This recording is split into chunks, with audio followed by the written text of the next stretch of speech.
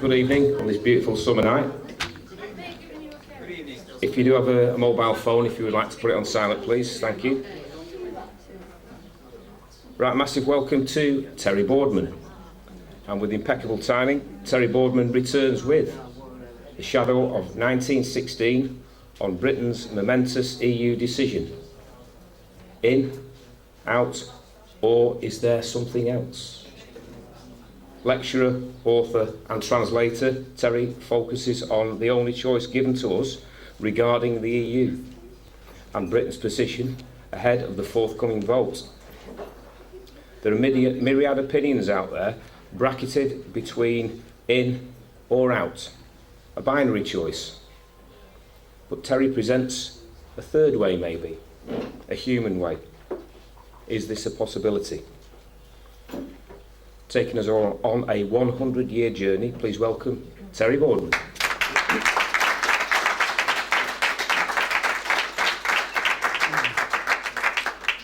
Good evening. Thank you very much. It's nice to be here again.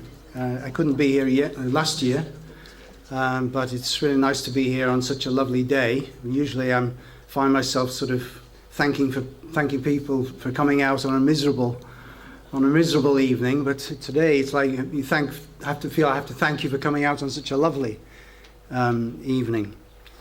I've often noticed when I've come up here, or also other places, that on the way something happens that somehow is related to the talk which I'm giving. And so it was again this time. And when I was stopped at Preston Station, platform 3, waiting for the train to come to Poulton, I saw an ad on the platform there, and it wasn't really advertising anything, except that it was obviously something to do with Pocket Penguin books, but it wasn't advertising a book as such. And it just said these words: aristocracy, liberalism, progress, principles, useless words, a Russian doesn't need them. I thought, that's strange. It's not advertising anything. A Russian doesn't need aristocracy, liberalism, progress, principles.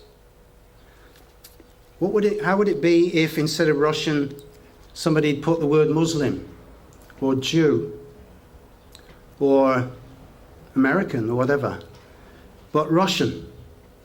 It felt to me almost a kind of, well, you could imagine how that could be seen as a bit of an insult almost. Russians don't need principles, they don't need progress. It's part of the atmosphere which is being stimulated currently against the Russians since what happened 2 years ago. And that issue of Russia in the background, and behind Russia, China, Asia, if you will, or the East, that is part of the background situation which this EU referendum is going to be taking place against. In other words, the geostrategic situation which we in Europe will be faced with, whether we're in or out, particularly in relation to the United States and to NATO, because if we're in NATO, then it wouldn't be too difficult to inveigle us, to get us involved in a war. So whether a bit later on in this century we end up in a catastrophe of an ecological nature, or of an even greater financial nature that we've seen since 2000, 2008, or whether in fact it turns out to be a military conflict of some kind. Clearly, Putin is a serious hate figure for the elites of the West. The question is he equally a hate figure, and are the Russian people to be hated as much by us, by the ordinary people, as we were encouraged to hate them during the Cold War? So that's one of the factors. I thought that was related to the topic, and I'll come back to that question later on, of relations with Russia and China. But I was thinking back, I first came here in 2008, and And I was thinking back to some of the earlier talks I gave. I gave, for example, one on the number 23, one of the earlier ones I did. Binary versus Trinity, so to speak, threefolding. Dualistic choices versus threefolding. Here we see the movie that came out around about that time. And that's a German movie from 1999, also about the number 23. This is fictional, this is non-fictional. But two movies about this number. And I'd long been interested in this number for about 30 years, actually, and had noticed that it had a lot to do, particularly with the history of this country, going back at least to the time of Shakespeare. So this question of the binary choice, in or out, or is there another alternative to that, is connected to my talk tonight. And then I gave this talk, USA and China, the looming vice, the coming conflict, also here. And that again is this question of to what extent are our elites already preparing us, as they did 100 years ago before the First World War, subtly preparing us through the media in all kinds of ways to be on board for a conflict with the Chinese. And then 2 years back, Apocalypse Now, Richard III, and the future of Britain and Europe. What did it mean that in 2012, wasn't it? 2012, when the bones of Richard III were discovered, and you remember just at that same time the Jimmy Savile scandal came out at the same time. What did that mean that we were focused as a nation back to the time of Richard III and the end of the Wars of the Roses, which were followed by the arrival of Henry VII and then, of course, Henry VIII, and everything that happened due to Henry VIII. And we know how our elite are focusing us so much on the Tudors and the Nazis, and have done for about 10, 20 years now. Tudors and Nazis, Nazis and Tudors. Also in the school curricula. What's that about? The time when we were encouraged to feel that we were separated from the continent, that their destiny and our destiny was something different. And why was it that they wanted to focus us so much on this? I feel this is also connected with this present referendum. But the bones of Richard III, of course, he belonged to the Plantagenet family, and before them there was the Angevin family, and then before then it was the Normans. But they all spoke French.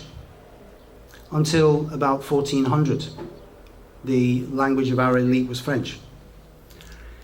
And if we think back to that time, when after 200 years of trying, the Vikings finally conquered this country. First they came to rape, rob, pillage, steal, then they came to settle, and then they came to conquer. And although this is a year of anniversaries, and I'll speak about some of those anniversaries in a minute, the anniversaries of 1916, but there's an anniversary which has been forgotten rather by our public media thus far.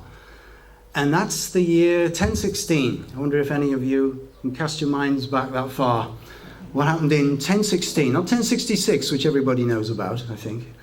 Battle of Hastings, that's when the Normans finally defeated the Saxons and either exiled or killed all the Saxon ruling class and removed the Saxon priesthood, and then imposed Doomsday Book, that bizarre phenomenon of accounting in Europe, the like of which had never been seen really in Europe, 1080s. Very interesting phenomenon. Right down to the last pig. Who owns the last pig and cow and sheep? William the Conqueror wanted to know exactly what he had.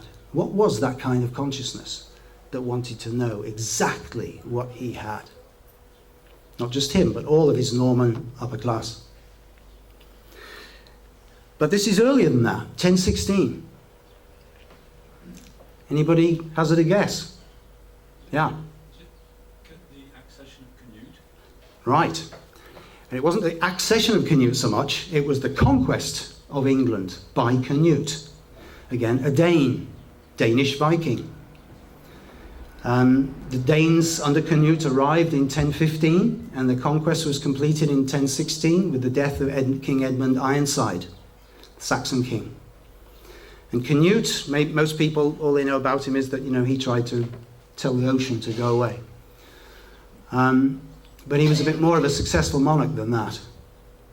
However, after a couple more Viking monarchs, there was the Saxons returned for a couple of decades. And then what I call the indirect Vikings completed the conquest, namely the Normans. Because as you know, the Normans are originally Northmen. They were mostly Danes. Denmark again. Funny, isn't it, how these things come round? 1,000 years later, we're all watching Danish thrillers on TV.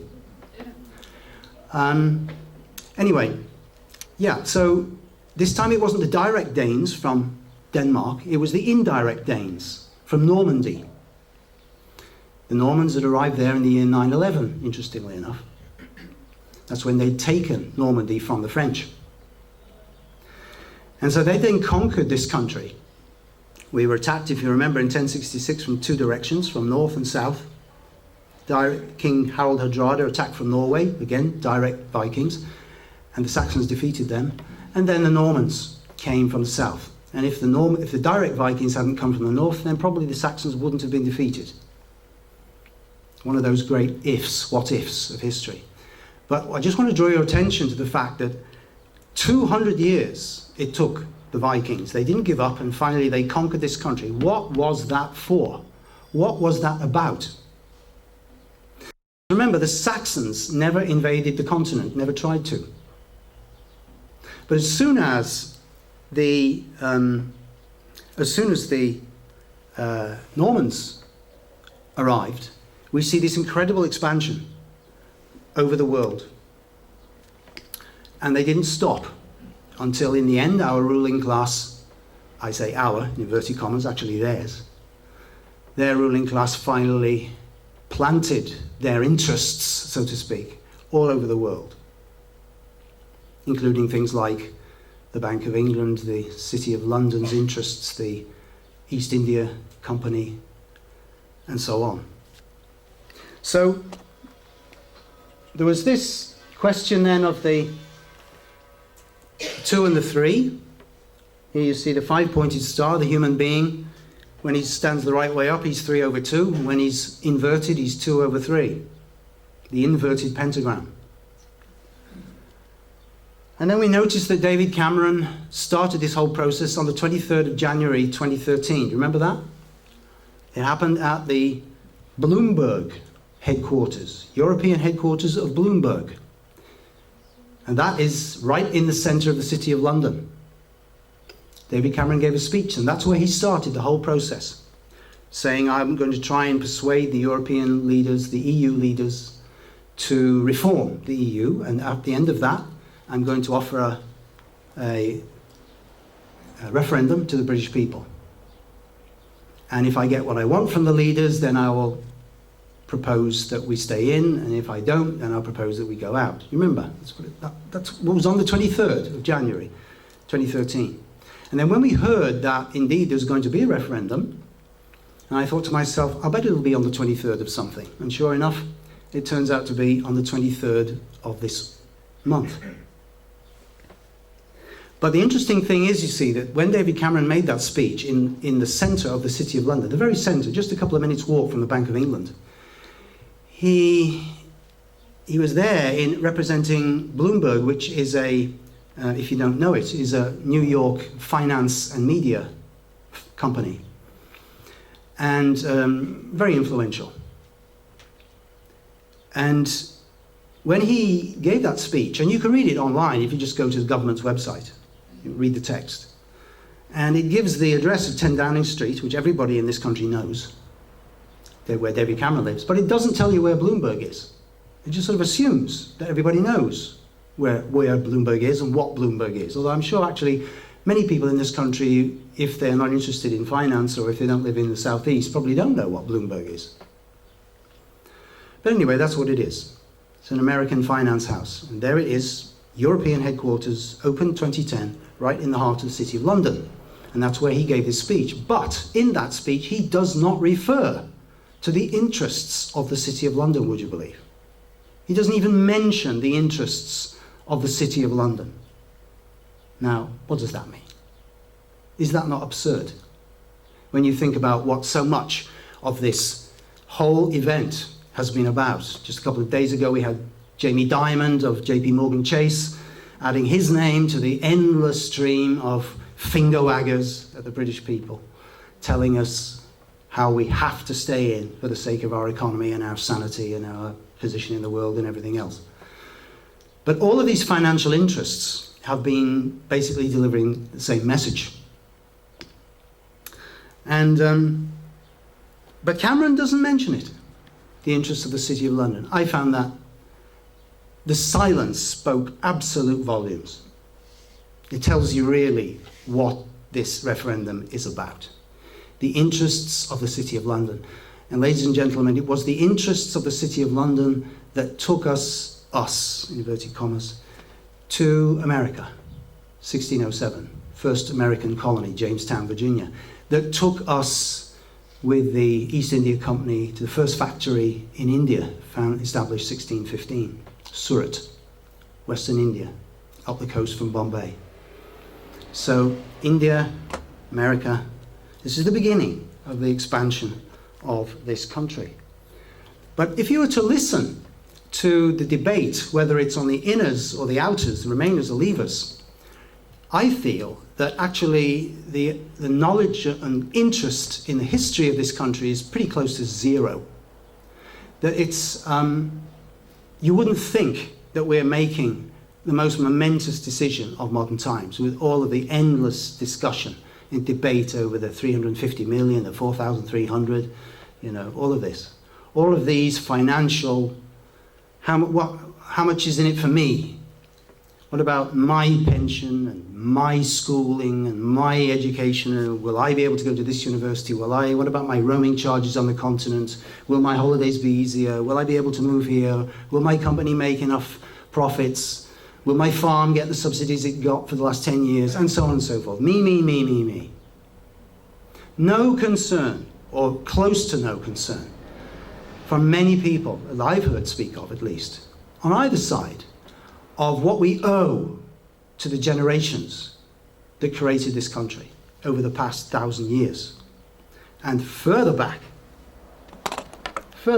to here, to the Neolithics, to the Celts, to the Romans, to the Saxons, and, yes, to the Vikings, Canute, the Normans. It's as if the history of England, there wasn't any before Henry VIII, before this time of separation. So the outers, they say, oh, Europe is old hat. You know, the world beckons. If we go to the world, then we can make big fat profits. Because that's all they're interested in, basically. More big fat profits. But that's what we did before. That's what we did when we were buccaneering. And that's what David Cameron would have us do again. He's given a number of speeches in which he refers to a great age of British buccaneering must come again. But we did that already. Pirates, looting, stealing, thieving. That's buccaneering. I sometimes think that Cameron doesn't quite know what the word buccaneering means, because that's what he says. He wants us to be a buccaneering nation again. Huh? But he wants us to do it within the context of the EU. Whereas Nigel Farage and others want us to go out onto the big wide waves, as it were, as we did in the days of Elizabeth I and the 17th century. Problem is, of course, that we don't have much of a merchant marine anymore, as you can see. There's our merchant marine on the left in 1886, and here's our merchant marine today. Now, that's from 2007, that graph. Now, you can bewail or bemoan that, but ladies and gentlemen, that is a historical fact. It means that there was a purpose and a reason why this country expanded from the point that it had been at the time of Elizabeth I, when we had no foreign overseas possessions, to, from the 17th century, to the point where we get the whole world. So British Empire after the First World War, 1921. So during the lifetime of the empire's greatest advocate, this guy here, I'm sure you all recognize him, the empire actually disappeared. You know, sometimes history has a great sense of humor. So here's Churchill, who really loved the empire. He lived and breathed for the empire, and yet he had to see the empire disappear for the most part. How ironic is that? And Churchill was, of course, a man of war, which is why I've chosen this picture. He loved nothing more than fighting. He was a war leader. Apart from what he did in 1940 and 41 in particular, the rest of his career was pretty disastrous. But the point is that something came to an end, you see. And it came to an end at the time of the First World War, but we didn't realize it. So, basically, if to sum up this first part, we had, as it were, 500 years of preparation for global expansion. From 1016, when the Vikings conquered us, to 1516, the time of Henry VIII. He started the Royal Navy, in effect. And then we had 100 years of pre-imperial breathing space, being an island state, when we had no overseas possessions. 1516 to 1616, that was the death of Shakespeare. Interesting that our greatest poet and arguably philosopher was born in this time when we had no overseas possessions. But anyway, that's that time. And by the way, in this, the year before this, 1515 I think it was, Thomas More released his book, published his book Utopia, interestingly enough. Then we had the 300 years of global expansion and empire building to 1916, and I'll come to that in a minute. And then we have, since then, we've had 100 years of post-imperial decline, which brings us to today. Now, the American, you may know, some of the older members of you, that the American Secretary of State, Dean Acheson, Secretary of State in the late 1940s, once said famously, the British have lost an empire but haven't yet found a role. And I think in many ways that's still true. And it's reflected in this referendum debate as well. So the question then is, where are we going as a nation in this century? Now, 100 years ago, these are some of the anniversaries I mentioned. You'll recognize some of them straight away. We had you remember the discovery of gravitational waves earlier this year. That was based on the publication of Einstein's theory of relativity in 1916, discovered in 1915, published in 1916. And of course we had the Easter Rebellion in the spring of 1916. And here we have the Irishman that all the English loved, or many of them. Yeah? Proudly showing off his gong from the palace. And he really was loved by many people. Terry Wogan. It's ironic too, you know, because 100 years ago, most English would have been saying, those Irish traitors, they've stabbed us in the back while we're fighting in the trenches. Forgetting that lots of Irish were also fighting in the trenches for the British Empire. So that's something else there. But you see, the thing about that is that Ireland was the first in, so to speak, into the British Empire project. They were the first to be attacked by our Norman overlords. First in, first out. So in 1916 they decided we've had enough of this. And after 800 years, 900 years of resistance, 800 years actually, 1170 it was, the British went in there, the English went in there, the Normans went in there. They said we've had enough of this. So they never gave up. And they took their independence as a people back. We, sadly, the English, did not do that. Only 20 years after we were conquered by the Normans, that was it. We didn't resistance after that. That's something to think about. One of the reasons is because the Normans were so ruthless. But then, of course, we had David Bowie, Heroes. And then 100 years ago, you may know that Lord Kitchener who was our hero at that time. Remember the famous poster in World War I? Lord Kitchener wants you. Only his name wasn't necessary because he was so famous that they only had to see his face to know who he was. He died in June of 1916 on a ship on the way to Russia, hit a mine.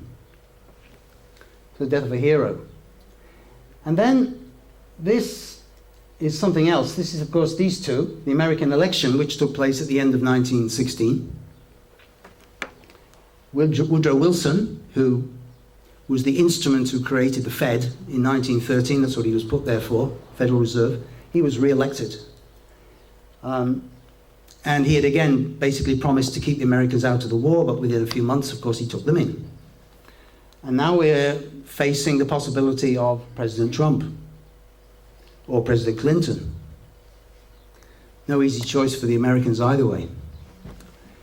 But at the same time, in December of this year, this guy became Prime Minister. Who's this? Lloyd George, David Lloyd George, the Welsh wizard, yeah. And why did he become Prime Minister? Because there was a particular group of people.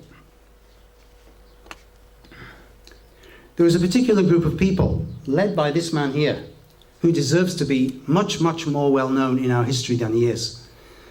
But not on the positive side, in my opinion. Lord Alfred Milner. He was the founder of something called the Milner Group or the Round Table Group.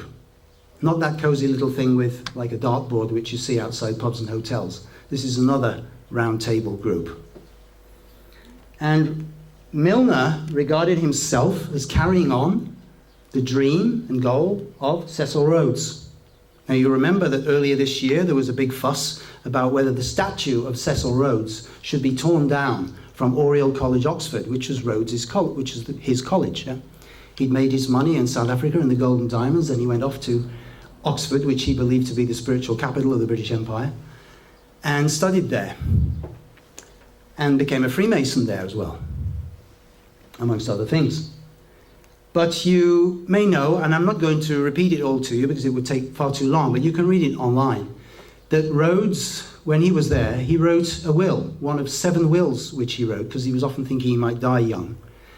And this first will is the most important, because although some historians dismiss it as the fantasies of a silly young man, actually he lived by that will for the rest of his life, even though it wasn't expressed in so much in the 6 other wills. You look at his deeds and his actions, even after death in the founding of the Rhodes Scholarship Trust, then we see that what he wanted in that will was to create a secret society modeled on the Jesuits, Society of Jesus, and that this secret society would then work to conquer the entire world for the British, for the English-speaking people. He was a super imperialist. It was said of him, he said, I would annex the stars if I could. A man of gargantuan imperial appetite. And Milner carried on his heritage after he died, after Rhodes died in 1902. And he gathered around him a group of young men, very able, in South Africa. Milner created the Boer War to gain us the golden diamonds of South Africa so that we would be able to fight the First World War and keep the Germans out of there, because that was one of the key geostrategic points for global control.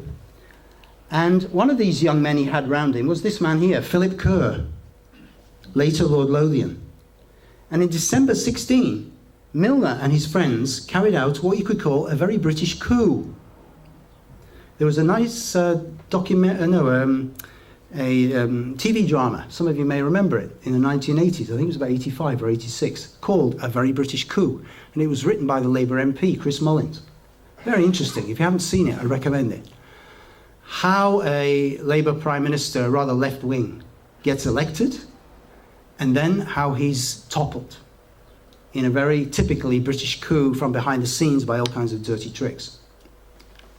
Anyway, this was another British coup carried out by Milner and his group of young men, the Kindergarten, and the Round Table Group, which he'd founded in 1909, of which Philip Kerr, later Lord Lothian, was a member.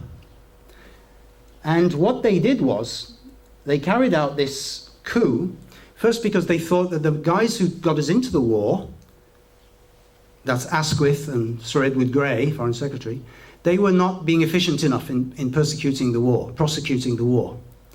And Milner and his friends were determined that the war would be fought to absolute surrender, unconditional surrender on the part of the Germans. No peace. But you see, by 1915, Britain was getting already exhausted. The French were getting already exhausted.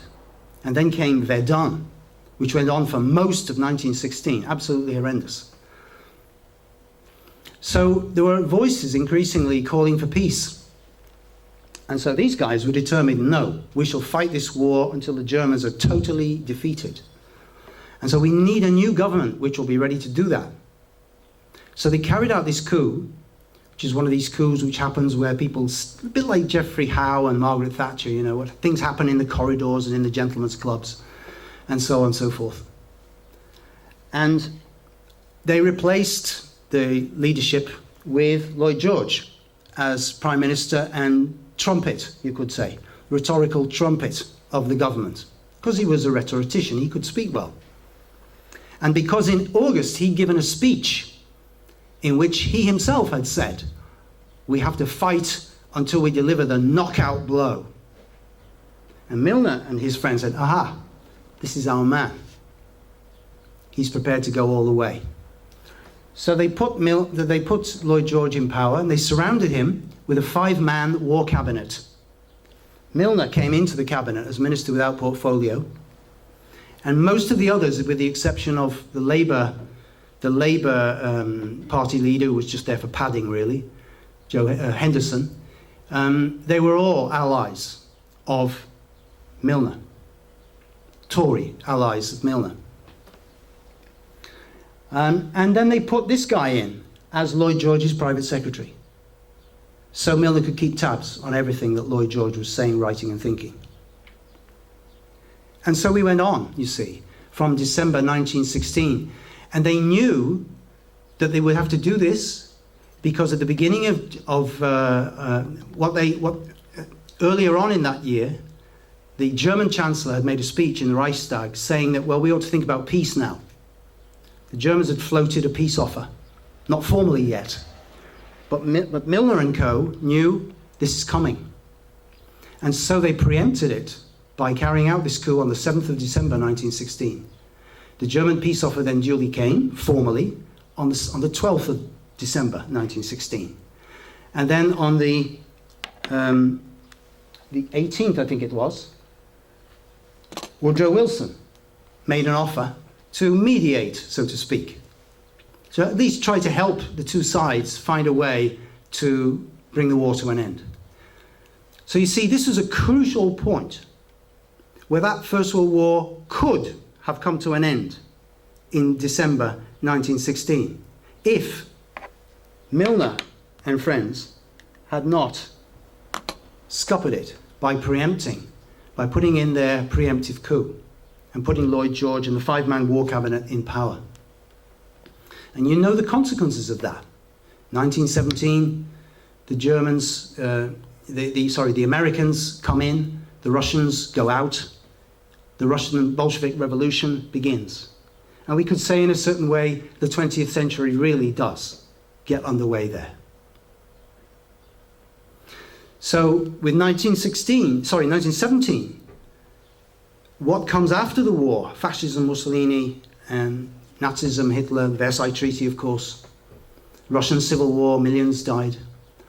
Lenin, Trotsky, Stalin, and so on and so on. And leading eventually to the Cold War. All these things are tremendously important, happened in 1916 because of that coup, when the war could have come to an end. But it didn't because of the machinations of a small group who were determined that it would go on until the end.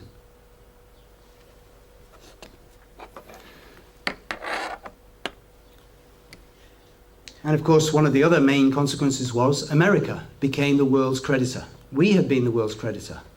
But after a year or so of war against Germany, we were so badly in debt to the Americans that we couldn't go on without American loans. First from JP Morgan. JP Morgan again, $500,000 to us and the French in 1915. Without that, we couldn't have gone on. And then after that, the American state gave us so much in war loans that we literally couldn't pay them back. And in 1934, we basically just wrote it off. We haven't paid that back yet. We paid back the World War II debt, but not the World War I debt. But the Americans weren't too bothered. They were happy to have taken our place, do you see? And many members of their elite were planning exactly that. So that the British would become the junior members of the firm instead of the senior members. So that turnaround between Britain and America happened also as a result, not least, of the coup of 1916. If America had not come into the war at that time.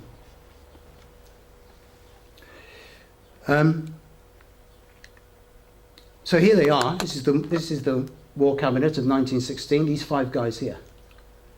Labour leader Milner, Tory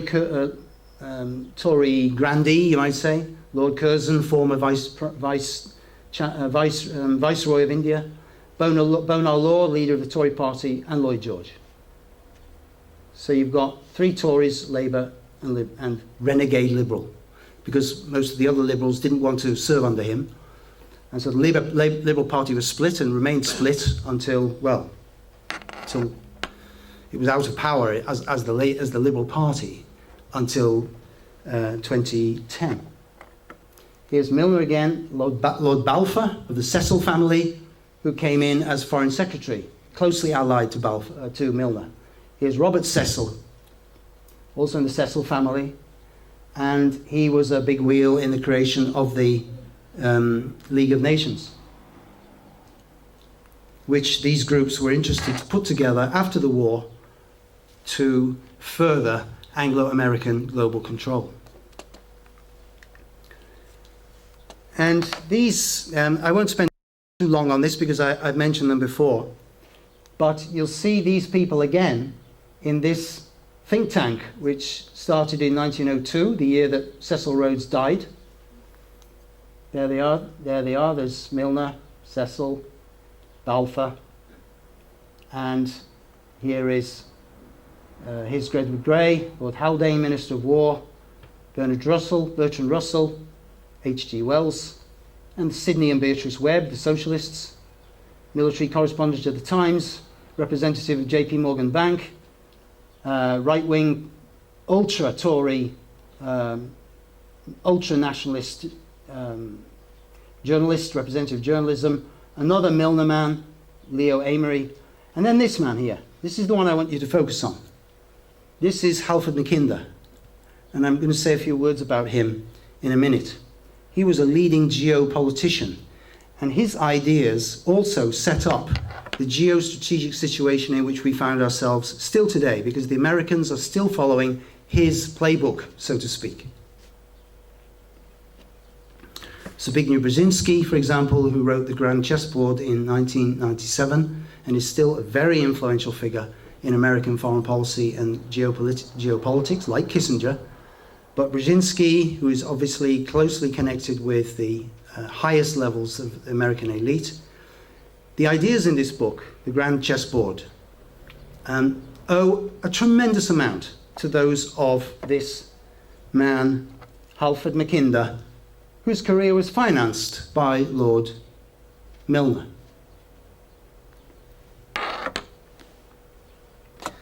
And in that same year, 1902, Cecil Rhodes died. This group, some of you may have heard of it. If not, I do recommend you to look into it. The Pilgrims of Great Britain. This is one of the real top level, high level elite groups where they get together twice a year in Britain and America, the British and the American elite. The Queen is the patron today. And they're still doing that. And there's their symbol at that time. Geoffrey Chaucer, American eagle on this horse's rump. America was the junior partner then, still. And the British lion moving forward. Here and everywhere in Latin. The Pilgrims. But what they were pilgrims of was nothing religious. What they were pilgrims of was chauvinistic vanity.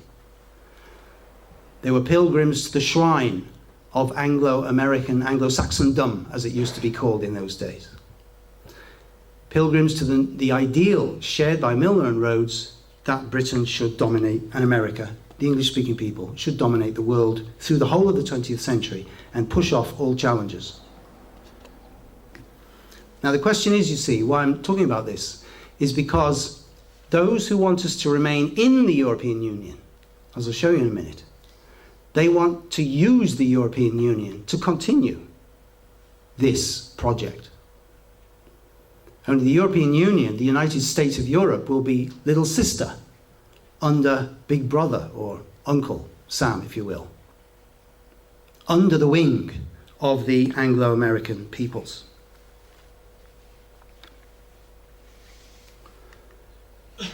So this was Cecil Rhodes and the society he set up in 1891 called the Society of the Elect.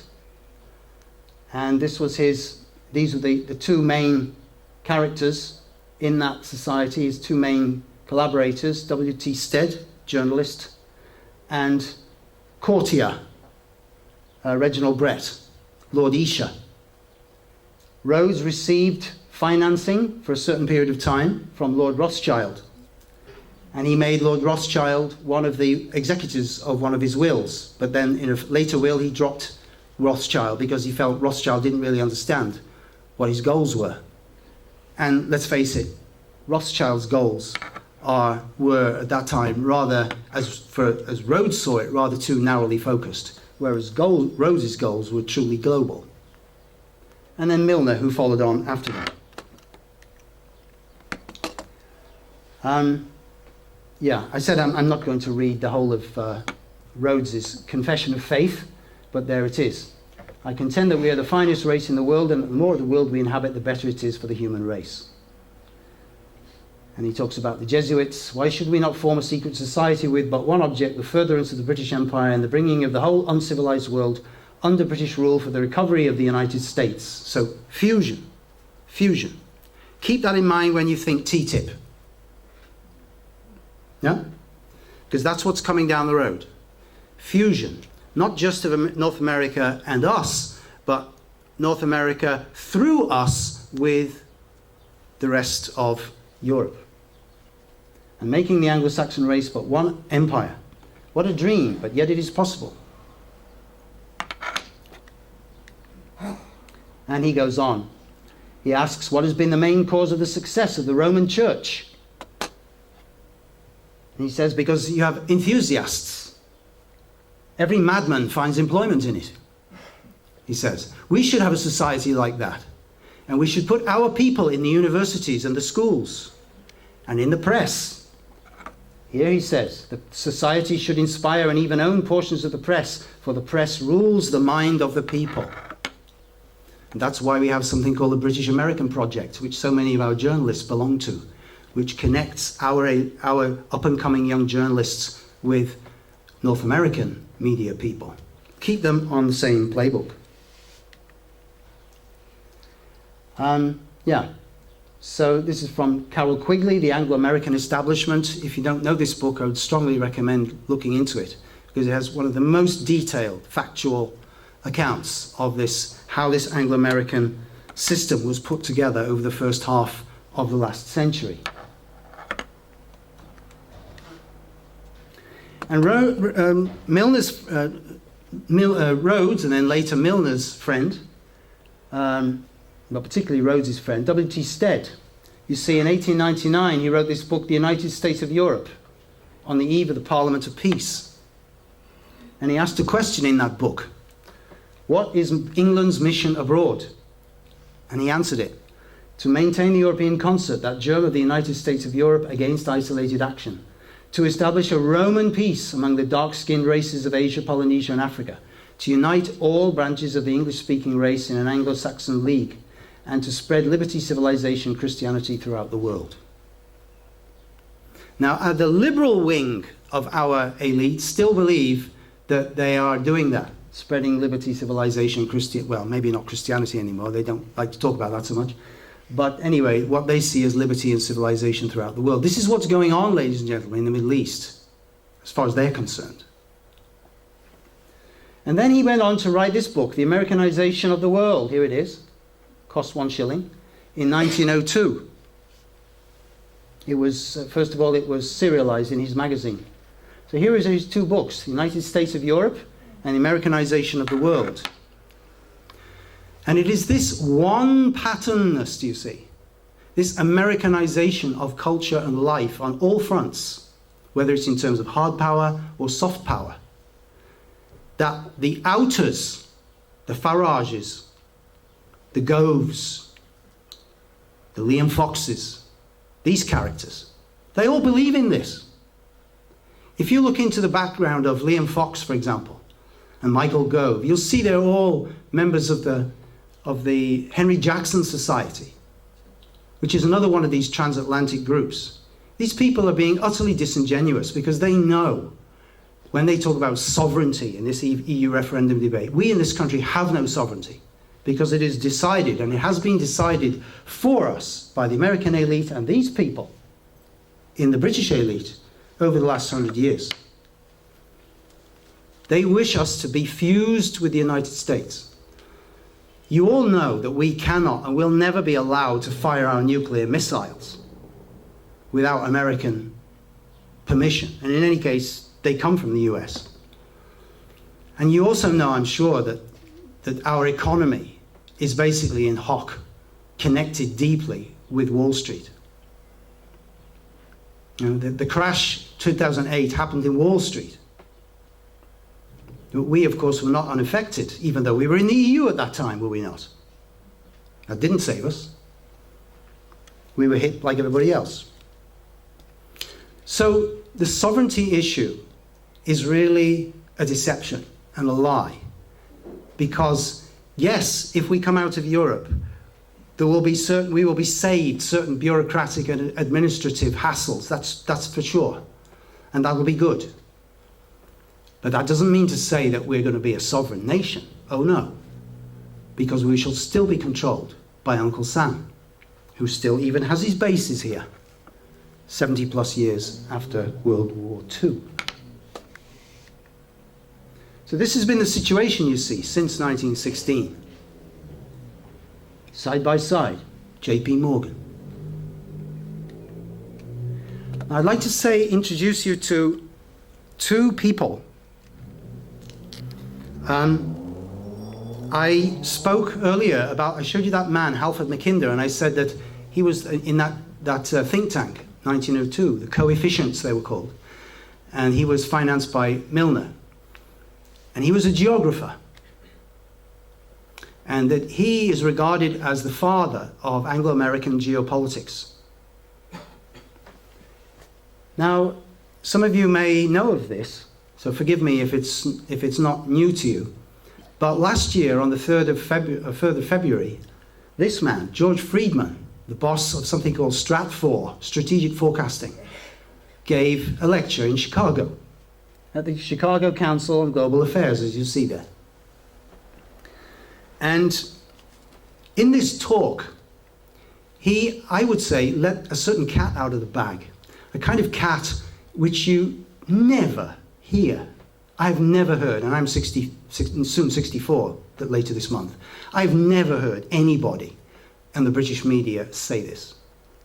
But he let this cat out of the bag. And what happened was that he gave a talk on this subject here, as you can see at the bottom, Europe destined for conflict, question. And he gave a talk about that. And this is a very influential man, ladies and gentlemen. His forecasts about what's going to happen in world affairs, in geopolitics, for example, businessmen pay big money to get his forecasts from his organization. He's very well connected. And in his talk, he said what he had to say, and then came the question and answer session. It's often the case in question and answer that people relax a little bit, and maybe they sometimes say things which maybe they wouldn't or shouldn't. And it's a bit like that. So I would invite you to have a look at it and look at the moment where this question comes from somebody who's sitting over here. And the question is, Is ISIS an existential threat to the United States? Is ISIS an existential threat to the United States? And Friedman says, no, it's not. It's a problem for us, he says, but it's not an existential threat. And he gives a few reasons why. And he could have stopped there, but he doesn't. And it's almost as if you look at him, he's a man with very interesting facial expressions, yeah? Some of them not so pleasant. But you see, it's almost as if he's, shall I say this or shall I not? And then he sort of takes the plunge and he says it. And he tells us, he tells his audience. And I don't know whether he'd forgotten that it was on record, but it's all on record, it's all on YouTube. And they haven't taken it down even, as far as I can see. And he then tells us what the existential threat for the United States was. And he says, the only existential threat for the United States, in which we have fought the First World War, the Second World War, and the Cold War for, is to prevent the combination of Germany and Russia. Because that is the only thing that threatens our power.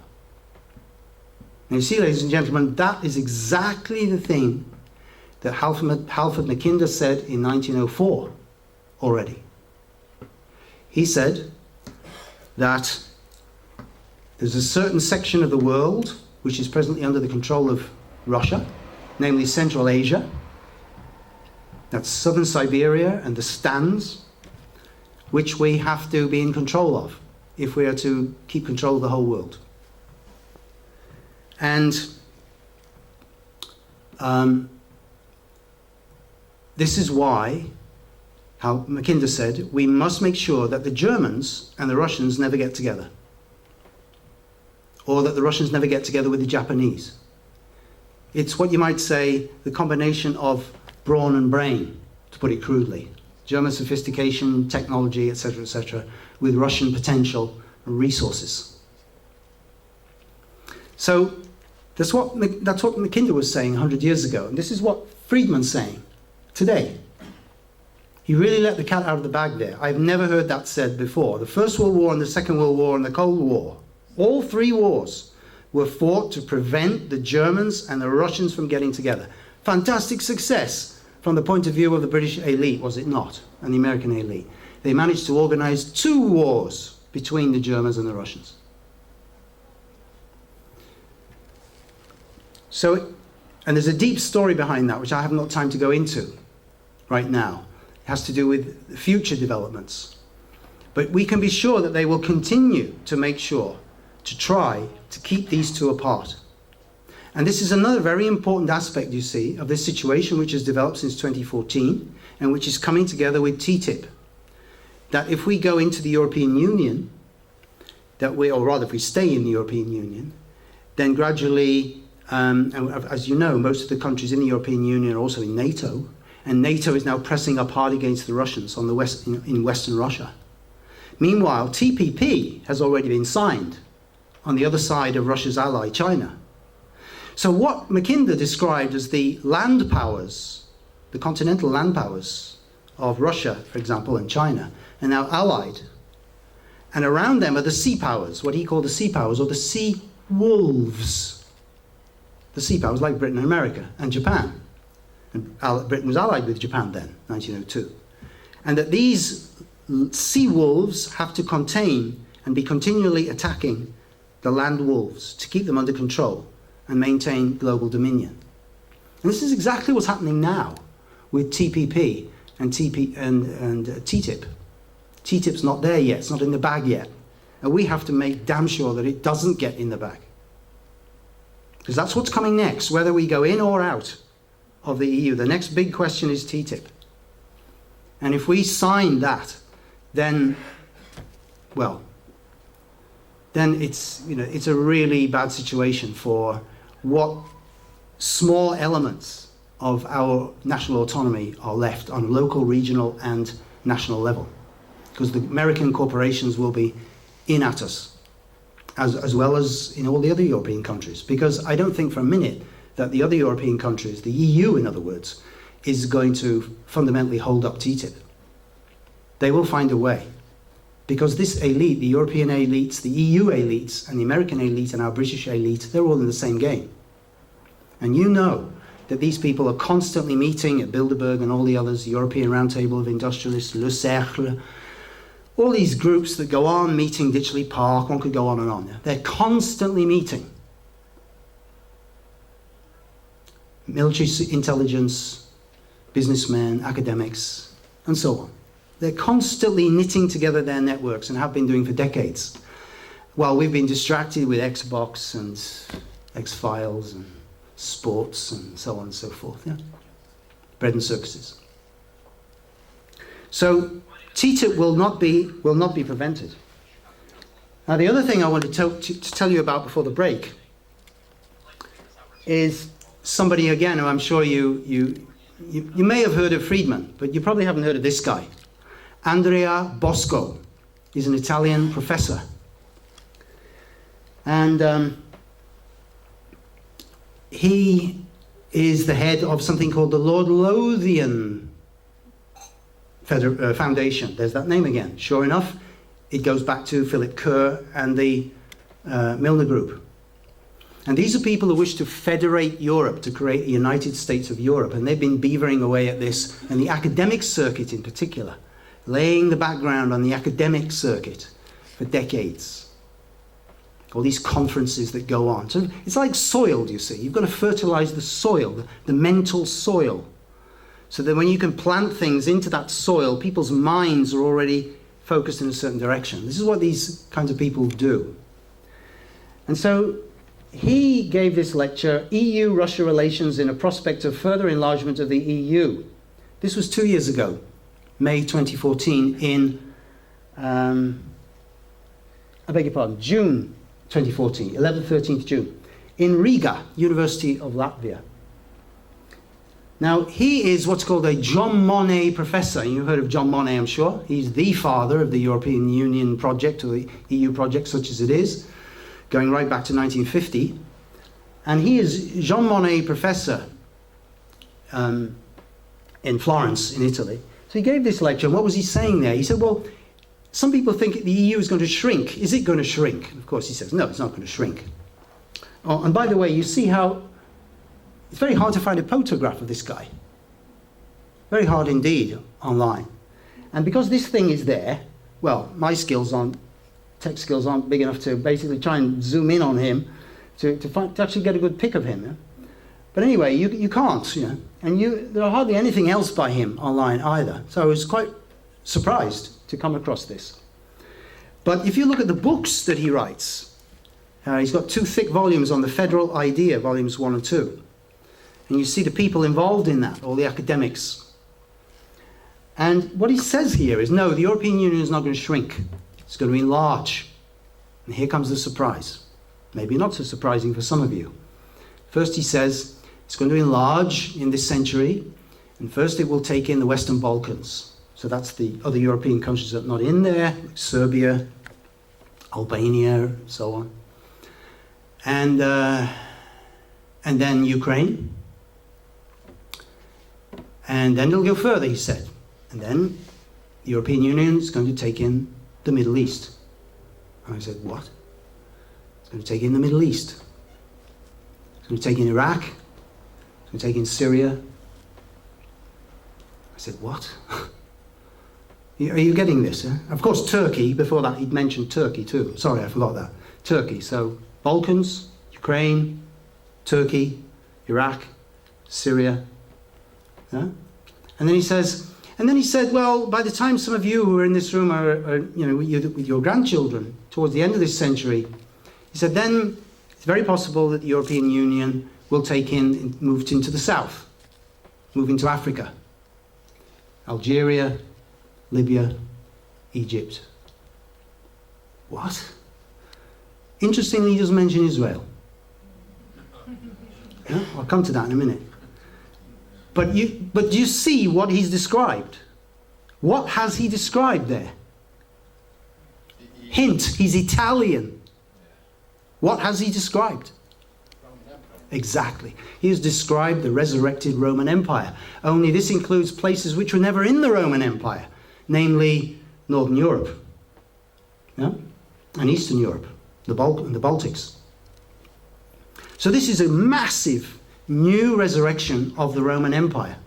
Now people are already getting a bit uneasy about 72 million Turks. But he's quite blasé about the prospect of the Roman Empire. North Africa, the Middle East. And I thought to myself, well, can this be? But then, yes, you look at what he's written and you look at the circles he moves in, and then you think, this is the actual text. Well, I won't go through all of that. So let's figure out a union of 50 member states. I cannot say a date, but some people in this room might say a union of 50 member states, as the US. They started with 14 colonies, actually 13, but yeah. So he's envisaging a union as large as the United States. And then I found that The Economist, that absolute paragon of British elitism, Anglo-transatlantic elitism, you go back to 2007, to this issue here, Europe's midlife crisis. And they did one of their jokey articles, as they like to do. The European Union at 100 is the best yet to come. I'll read it to you, not very long. Rather than harping on institutional reform that may never happen, the EU should concentrate on things it can achieve. That means putting forward sound policies in fields such as the environment, continuing the Union's enlargement to take in the Western Balkans and ultimately Turkey, and doing more work both in Brussels and in national capitals to engage citizens in the project. Above all, it means taking advantage of the present recovery, big joke, 2007, to push through economic reforms. The future of the EU is hard to predict. Over the next decade or so, it could undergo a burst of further integration. It could fall apart into opposing camps of those who would go forward and those who would go back, or perhaps most likely, it could just muddle through. So how might it look in 50 years' time? So they go forward to 2057. The EU is celebrating its 100th birthday with quiet satisfaction. Predictions when it turned 50 that it was doomed to irrelevance in a world dominated by America, China and India proved wide of the mark. A turning point was the bursting of America's housing bubble and the collapse of the dollar early in the presidency of Barack Obama in 2010. Oh, bursting of America's housing bubble. Remember, they just said previously that the economy was swimming, but now there's somebody's flagging up here. Well, make of that what you will.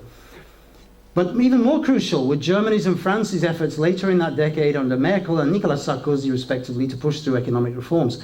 These reforms produced a sharp fall in unemployment, just as Europe began to enjoy a productivity spurt from the spread of information technology. The eventual result was a growing labour shortage, which was not resolved until the arrival of Turkey and Ukraine as full members in 2025. The accession soon afterwards of the first North African country, Morocco, helped to prolong Europe's boom. So you see, this was not just some isolated, crazy Italian fantasizing professor over there in the Balkans, just enjoying a junket at the University of Latvia and spieling off the top of his head. In the dangerous second decade of the century, when Vladimir Putin, danger, returned for a third time as Russian president and stood poised to invade Ukraine, it was the EU that pushed the Obama administration to threaten massive nuclear retaliation. The Ukraine crisis became a triumph for the EU Foreign Minister Carl Bildt, prompting the decision to go for a further big round of enlargement. It was ironic that less than a decade later, Russia itself lodged its first formal application for membership. Ladies and gentlemen, I tell you, that is not going to happen. But at the same time, politicians in Brussels and Washington, grappling with the blocked Middle East peace process, had a eureka moment.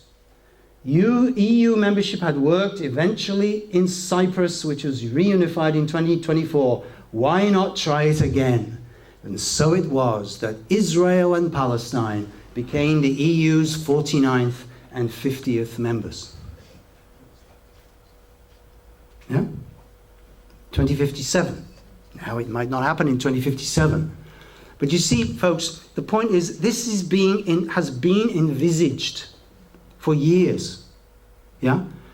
This EU referendum is not about 350 billion here, or even billion. It doesn't matter. The billions and the millions do not matter. It wouldn't matter if we were only paying them tuppence. What matters is this. What matters is the future not only of our country, but of the countries, all of the countries in Europe. And we were made by Europe. Genetically, geologically, culturally, religiously, economically, politically, you name it. This country is part of Europe. It's not in the middle of the Atlantic. We cannot imagine our culture without Europe. That's why I will be voting to leave the European Union, which is an abstract intellectual construct foisted upon us by these elitists to further their goals of global dominion. It is not Europe. And when I was 15, and these are before the break, this is the last point I'll make, and then after the break, I'd just like to show you the other wing of the chicken, which has been cooperating with these guys, so to speak, in trying to bring about the European Union over the decades, namely the Catholic, the Roman side of things, yeah, because they're deep in it as well. But when I was 15, just to finish now before the break, at school, I formed a political party with 3 other friends of mine. There was only 4 of us in it. And so we didn't go very far. And we called it the European Nationalist Party. It wasn't anything, you know, fascist or Nazi-like or anything like that. It was simply that as teenagers growing up and watching the nightly news in the 60s, looking at Vietnam, looking at Czechoslovakia, looking at the Soviets and the Americans totally dominating our continent. We wanted the Americans and the Russians out of our face. We wanted the Americans and the Russians to get out of Europe and let Europe be itself. That was all, basically, quite naive. But unfortunately, we didn't have any ideas how to do that, or any vision, any concept of what a different kind of Europe would be, apart from going back to the pre-World War II era of nation states, or forward to create a United States of Europe on the American model. In other words, a unitary nation state, only bigger. Yeah? Those are the only 2 models we could conceive of. And I think, speaking personally, I realize now in my 60s, although I still have some of that little bit of idealism left in the sense of wanting Europe to be free, to be itself, all of the countries of Europe, all of the peoples of Europe, free from the attempt of these big powers to dominate them. I'm now, of course, in a very different position, because now I don't want, then I was all for the common market as it then was. And I even wanted that to go on to become a United States of Europe. But now, no. I realize what the United States of Europe is and what its roots are. And these roots have not been spoken about by our media, not in 1975 and not now. We are still today talking about these stupid, self-centered economic arguments as we were in 1975, and not seeing the bigger picture, not seeing how after 1,000 years of history, we are now at this momentous moment where we have to make a truly enormous decision. So, you know, biographically also, I find myself in an interesting place compared to my younger self. So after the break, thank you very much, and after the break, we'll look at like I say, the other side of the picture, the other wing that's been trying to bring about the European Union for its own purposes. Thanks very much.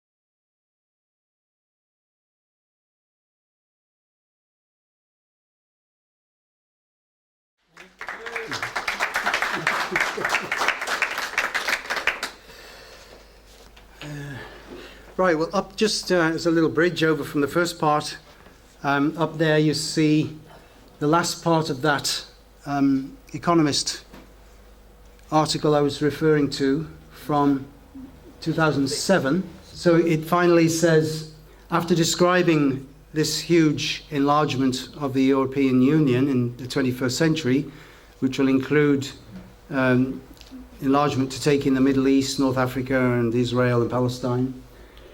The big challenge now is what to do about Russia, it says.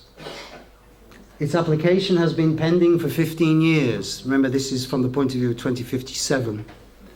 Some say it's too big, too poor, and not European enough to join. Not European enough, but Algeria, Libya, and so on. Well, but now that its Tsar has been symbolically restored, Russia has I'll probably make the Queen happy here. She can meet her older Russian relatives here. Russia has an impeccably democratic government. I suppose that means impeccably, as with Yeltsin. A previous Tsar saved Europe from Napoleon 250 years ago. It would be apt to mark the anniversary by welcoming Russia back into the European fold. But what they don't mention is, in this article, is that other members of this Anglo-American elite had already envisaged, including in The Economist itself, back in 1992, a global war for the first half of this century, which would begin precisely in the year 2011. It would get going in the year 2011, and it would get going with a group that pressed for, a Muslim group that pressed for a caliphate. That was 1992 in The Economist. December, January, double issue. And the country that would be crushed in that, in the war that would result, because they said that that China would get involved, and that the Chinese and the Muslims would be like a kind of a hammer, if you will, and the West, Transatlantica, Europe and America, they would be a bit like the anvil. And between these two, Russia would be destroyed. And Russia would lose all of its territory east of the Ural Mountains. That means, of course, the whole of Siberia. So that means that Russia would return to its borders of the 16th century under Ivan the Terrible. And therefore it could be considered as a European country, and then it could be brought into the fold, as they mention here. In other words, Russia would be completely under control. And that scenario was already there in 1992. Just as the scenario of knitting together the economies through the free trade deal of North America and Europe was already there in 1995. Also in various Anglo-American organs, including The Economist. But you see that what they're suggesting is that, well, maybe Russia won't. Maybe it will, maybe it won't. Whereas all these other completely non-European countries will be welcomed in.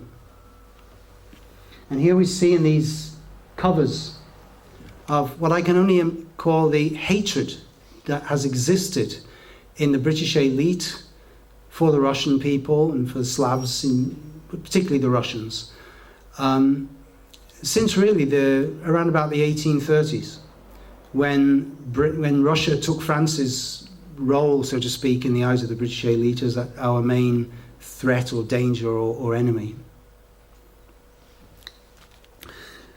So I doubt very much that they will be interested to welcome Russia into the EU on any other basis other than subservience.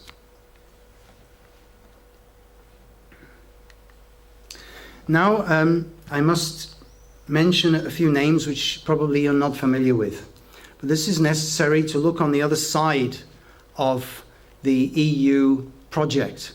You see, if these kind of things had been talked about in our media over the last 40 years, if documentaries had been done and news broadcasts made and so on and so forth, to the same extent that we had been told about various sporting things on the continent of Europe, German football or developments in Mercedes or what have you. You know, if we'd been familiarized with these kind of events with regard to the EU, then I don't think for a moment that British people would have any doubts whatsoever about what kind of a project this was. What an utterly anti-democratic, top-down, elite-driven project this has been from day one, and driven particularly by the United States of America, but also by the Catholic Church and by the aristocratic Catholic forces, particularly in France, that are seeking to compensate, you could say, for the decline of la gloire de la France over the last century, since the defeat of Napoleon, perhaps, certainly since the First World War. That France could live vicariously again through Europe, that France could see itself on the global stage through Europe, the coachman driving the German horses, so to speak.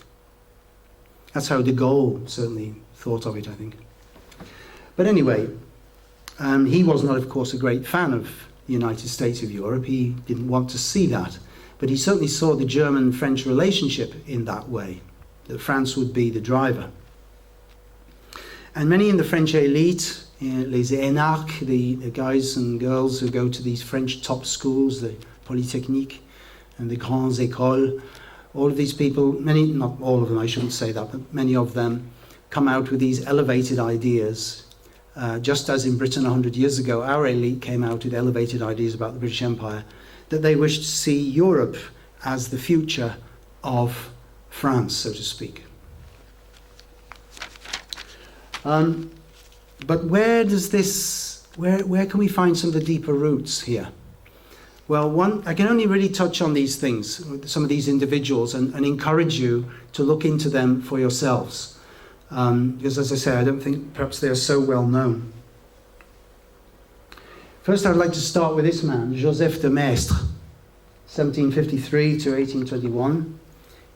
He comes from Savoy originally, but French culture, French speaking. As a young man, he became a Freemason, but that's before the Revolution. But gradually, still as a relatively young man, he moves more in a conservative direction, particularly during the Revolution. He sees what happens there, and then eventually he goes to the opposite extreme. We often see this. People move from extreme left or to extreme right, or the other way around. And in his case, it was from Masonry to something like Jesuitism. And he ends up as an ultra-traditionalist authoritarian supporter of the Pope, pro-Jesuit, but a tremendously powerful intellect and writer, a wonderful stylist in his writing. And he becomes the godfather, you could say, as he's regarded by many, of the 20th century rightist authoritarians. Not only religious authoritarians, but also political authoritarians. He's somebody who rejects the whole development of modern developments in Europe since the Reformation, since Luther, for example, since the Reformation, since the 16th century, since Europe began to say no to the Pope and the domination of the Catholic Church. So he becomes a sort of intellectual champion of many of the people, not only in France but in other European countries, of people who feel this, and many people do. And people don't always move at the pace that history is going, so to speak. People sometimes remain stuck centuries in the past. It's more comfortable for them. And he also, however, he left. He went from Savoy to Sardinia, became a diplomat there. And then from there, he eventually went to St. Petersburg. And he spent quite a long time in St. Petersburg, almost until he died when the Russians threw him out. And when he was in Russia, he became, paradoxically enough, because of course Russia is not a Catholic country, it's an Orthodox country, and the Orthodox and the Catholics were not really on speaking terms in those days, he became an inspirer of conservative pan-Slavism. That's the idea, that a kind of racial idea, that the Slavic peoples should all be together. But in Russia, that took the colouring of they should all be together under Russia, which is what not all the Slavs were very exactly keen on. Some other Pan-Slavs wanted to see a Pan-Slavic federation which would not be dominated by Russia, but which would be, as it were, shared by the Slavic peoples. But in Russia, you did get in the 19th century, in very conservative reactionary circles, a Pan-Slavic movement that people felt would be inspired by Russia. And strangely enough, his writings had a lot to do with that, because he approached things from a very religious, spiritual perspective, and a very traditionalist perspective. And as you know, the Orthodox believe that even the Roman Catholics are religious radicals and heretics. So they believe that only they, the Orthodox, are the original Christians, so to speak. At least the reactionary, more conservative ones do. So this is a very influential figure on many of those who come after him. And one of those, he lived at approximately the same time as a man I'm not going to talk about today, but again, you might like to look into him. He's an esotericist by the name of Fabre d'Olivet. And he had a very strange and interesting mixture of spiritual views and views about ancient Egypt, views about the Bible and Hebrew culture. He was a linguist and so on. And a lot of great change was taking place in Europe at that time. And he had very interesting thoughts about the past, going back into the mystic, distant, ancient times. So you could say he was not a conventional Catholic in any sense whatsoever. But it's interesting to observe that both of these men, de Maistre, who you could say was an authoritarian Catholic, absolute supporter of the Pope and papal supremacy, and this esotericist, this rather eclectic esotericist Fabre d'Olivet, who had some very unorthodox views which conventional Catholics would not have agreed with, both of these men influenced the next person I'd like to draw attention to, whose name was Saint-Yves d'Alvedre. I'll come back to him in a minute. And then his pupil is a man called Gérard Ancus, or Ancos, I beg your pardon, Ancos, better known by his pseudonym Papus. You can look him up online as Papus. And he founded something called a Neo-Martinist order, again an esoteric, one of these esoteric pseudo-Masonry, Freemasonic orders in the 1890s. And that was very interesting because it was deeply connected with the First World War in trying to bring France and Russia together against Germany. That's a whole story in itself. Occult politics. But his Martinist movement took the ideas of Saint-Yves, who developed something called synarchy. I'll speak about that more in a minute. And after the First World War, this synarchy, which was very much of a top-down movement, it's the opposite of anarchy. So both this man and Alveda hated what the French Revolution had been in France. They hated what they saw as the chaos rising up from the common people, and they wished to return to the traditionalist picture which was dominated by the church, by the aristocracy, by the elites, and that the people would stay in their places according to their castes, if you will. So his system of synarchy was almost based on a division of society into three particular groupings. And he wished people to stay in those groupings and not move out of them. It was a very fixed, rigid approach to a threefold view of society. And so this man's ideas, and in the background, his ideas pass on to Papus. And then after the First World War, his movement splits. The Martinist movement splits into a group of people who want to be involved in politics and a group who don't, who are pure, or just want to stay in what you could call the spiritual direction. And the ones who are the occult politics people, the occult politics synarchists, as they are known, then eventually in the 1930s, late 20s and 30s, evolved something called the Synarchy Movement of Empire.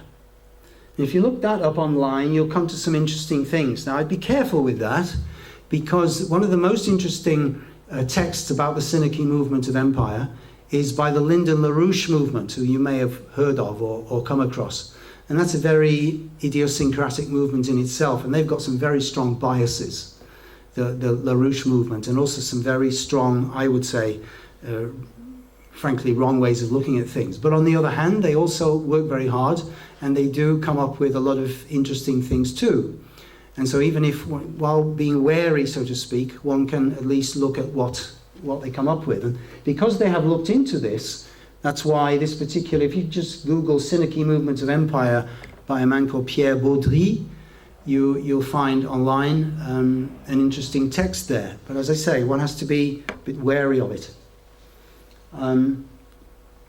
Now, and he also has interesting things to say about this man too, in this same text, yeah, looking into the deeper background of the Synarchy Movement of Empire. Now, why is this important? Because these ideas of top-down elitist authoritarian control, which are connected to the Catholic Church, are ideas which in France, in particular, in the 1920s and 30s, permeate the French elite.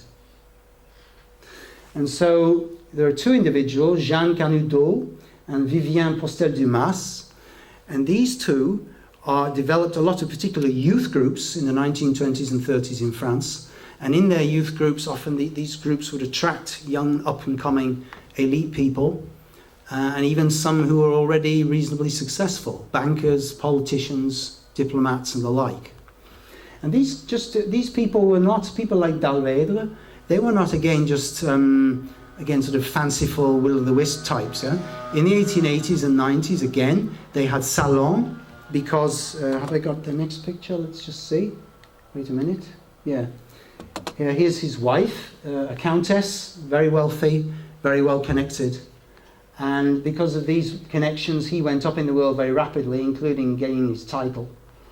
And she was Polish.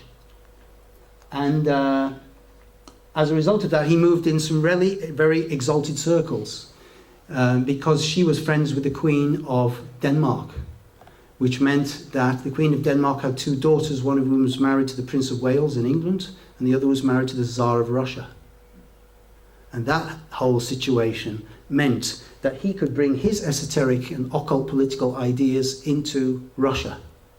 And that was one of the main things which his disciple Papus, this man here, charming picture, made very much of in the period, say, 1900 to his death in 1916, 100 years ago. So to try and keep Russia and France, who had formerly been opposites, republic, Tsarist empire, to bring them into alliance against Germany in between. Right. So that's why I'm saying that already in the 1880s, Alvedre had a salon in which many of the members of the French elite were drawn to. And he took his Synarchy ideas, his elitist authoritarian ideas, very much to heart. And he had some very, very bizarre ideas. I can't go into that all now, but you've probably heard, some of you, of something called Agartha. You've probably heard of something called Shambhala. You've probably heard of something called Vril. All of these sort of strange esoteric notions, and there were very many of them in the late 19th century in various sort of fringe Masonic and fringe esoteric groups. And some of these were really very far out and weird. And he was very much into those kind of things, yeah? Thinking it was a hidden underground city underneath India and the like. Yeah? But anyway, I would just encourage you to look into this. And this was also taken in by people at that time, in certain circles. Then another group, which was, again, one of these fringe groups, which was on in the background, in the Catholic background, was associated with the Catholic cult of the Sacred Heart. Now, the cult of the Sacred Heart has its origins in the 17th century in the Catholic world, but in the Society of Jesus was dedicated to the Sacred Heart in the 19th century, I believe. And so the Society of Jesus, the Jesuits, very much took this cult of the Sacred Heart to heart, as it were. And this group movement is called the Hierons du Val d'Or. And Hieron means like sacred object or sacredness, or perhaps you could say sacred temple.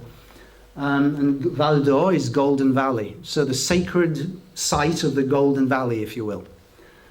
And this emerges in 1872, which is just the same time when Saint-Yves is beginning to come forward with his public work. And it's again this strange mixture of Catholicism and esotericism, and has a great nostalgia for Celtic Frankish heritage. And it's founded by a Spanish-Russian nobleman, by Alexis Sarashaga, and Victor Drevon, who is a member of who is a Jesuit, Society of Jesus. And so from the 1870s until its demise in 1926, this movement is there within the French Catholic world. And its aim is to be a kind of a bridge between the Catholic world and the esoteric world in order to insinuate Catholic, traditionalist, authoritarian Catholic ideas into this whole esoteric underground which was there in the late 19th century. I'm talking about, the spiritualists, the theosophists, and all these various groups, the various Masonic groups, the Order of the Golden Dawn, and so on. Many of these organizations existed at that time. And from the point of view of the esoteric, of the traditional Catholic Church, the traditional spiritual authorities, these were a danger, do you see? These were, again, a bit like with the Protestant Reformation, people thinking too much for themselves. But how one wing of the Catholic Church tried to deal with this was in a very Jesuitical way. And the great technique of the Jesuits was never to do what other wings of the Catholic Church was to do this, always to smash, but in fact to creep inside and to, as it were, go into the skin of the dragon as they saw it. Yeah? One saw that very much in Japan when the Jesuits were very successful in Japan by doing things like the Japanese did, wearing Japanese clothes, eating Japanese food, learning the language, and so on and so forth. So you get inside the skin, so to speak, of your target. And their target was these various esoteric groups. They wished to sort of take hold of these esoteric groups. And Sarashaga he was a personal friend of Pope Pius IX and Leo XIII. This is a very important pope at the end of the 19th century. You've all heard of, for example, that Anglo-American she heads the Christian Democrat Party, and you know that on the continent there are many Christian Democrat parties in various European countries where the Catholic Church is strong, and Christian socialist parties like Bavaria and so on. And it was this man, Leo XIII, who came forward with the idea that the Catholic Church must not only try to suppress or oppose in a totally conservative way, as it had been doing, what you could call revolutionary or socialist or progressive movements. It should try to develop its own democratic movement. And that was really the origin of these various Christian democratic parties and so on. So the Catholic Church, you see, with its skill, which goes back over many centuries, nearly 2 millennia, has evolved all kinds of techniques for dealing with the various threats which it perceives to be faced with. So, and then from there, from Sarashaga, when this movement gradually ran out of steam, because he died in 1918, then its impetus was taken on by an astrologer by the name of Paul Lecour. And this astrologer had some interesting ideas in relation to Atlantis and various other things. And then we find him cropping up in a magazine called Vaincre here, which means to conquer, to be victorious. And this emerges in France during World War II, Vichy France, when under the Nazi occupation. Vichy France was still nominally independent, but the rest of France was occupied. And that was run by, amongst other people, Pierre Plantard. And if you're at all ever been interested in the Holy Blood and the Holy Grail, you must have heard of that, some of you, or Dan Brown and his various books and all of this. Well, this is this particular stream, do you see? Because these people, the Hierons du Val d'Or, they were fixated on the coming of Christ around about the year 2000. And that when the coming of Christ would happen around about that time, Europe would be united in the United States of Europe. And that this would be ruled by a new elite, this United States of Europe. And of course, this United States of Europe would of course be pro-Catholic. And it's just interesting to trace this whole evolution from there through to see that even in the Anglo-Saxon world, which of course is traditionally not very receptive to Catholicism, that these various ideas of somebody connected with Christ, because in the whole Dan Brown books, as you know, the idea is that a descendant then is born of Christ, and then who knows what's going to happen then. And in Holy Blood and Holy Grail, the suggestion is made, well, this person is then fit to rule Europe, because he's a blood descendant of Jesus Christ. The whole story is a load of rubbish. And it was revealed to be a complete hoax by Pierre Plantard and his friends quite a few years ago now. But it's amazing to see what an effect these kind of things have on millions of people, even in so-called countries or which you might think are not conducive to the influence of the Society of Jesus or the Catholic Church or what have you. So the aim of this stream of the Hieron was to destroy Freemasonry, which they saw as one of their targets, by swallowing it up, in a sense, with a larger esoteric narrative, which they call the Prieuré de Sion, the Priory of Sion, which again is a false flag, if you will. Eh? It's a false explanation of history. The explanation of a false secret society group, which is like a master group, even older than the Freemasons, as they claim. And this was the goal. Here in this picture, you see a design which has come out of the ideas of Paul Lecour, which is featured in Vaincre. And here you see this motif here, which is again the Sacred Heart, the cross on the heart. And there it is at the center of this flag, which is the flag very similar to the present flag of the EU. And here we have États-Unis d'Occident, the United States of the West. Brittany, Bavaria. Because again, these people saw that they wanted France, with its glorious history, to be at the center of this United States of Europe, you see. And this is a Celtic warrior, ancient French warrior, riding on from 1937 here to 1946, because Paul Lecour felt for some reason that these dates were particularly important. But that's part of what's going on in the background of the Catholic world, which is influencing, particularly through youth groups in the 1920s and 30s, many of those people who went on to be involved and to give their feeling light, to give their feeling energy to the goal of the United States of Europe under Catholic domination. Now that's coming from a lot of it from a certain esoteric background, you might say. But here's somebody who is coming from more of a mainstream or of conventional Catholic background. And maybe some of you have heard of this man, Count Richard Coudenhove-Calergy. On his father's side, a very complicated background, of aristocratic background going back many centuries, and on his mother's side, Japanese. And in the 1920s, he comes forward with a pan-Europa movement, a movement to create a united Europe. That this would be a united European state. It would have Catholic spirituality. Britain and Russia would both be excluded from it, and it would be multicultural and multiracial, and that the Jewish people would be regarded as spiritual aristocrats in this United States of Europe. His father started out as very anti-Jewish and then became very pro-Jewish. He went to the opposite. His father already regarded the Jews as having, through all the persecutions, having become a kind of a master race. They're having been burnt in the testing fires of history and so on. And burnt, I mean, morally, spiritually, not only physically. Yeah? And that they had been, just as Europe's own spiritual aristocracy had declined, so he felt, now the Jews had arisen since the Enlightenment time, and when Jews had received civil rights, to become the new spiritual aristocrats of Europe.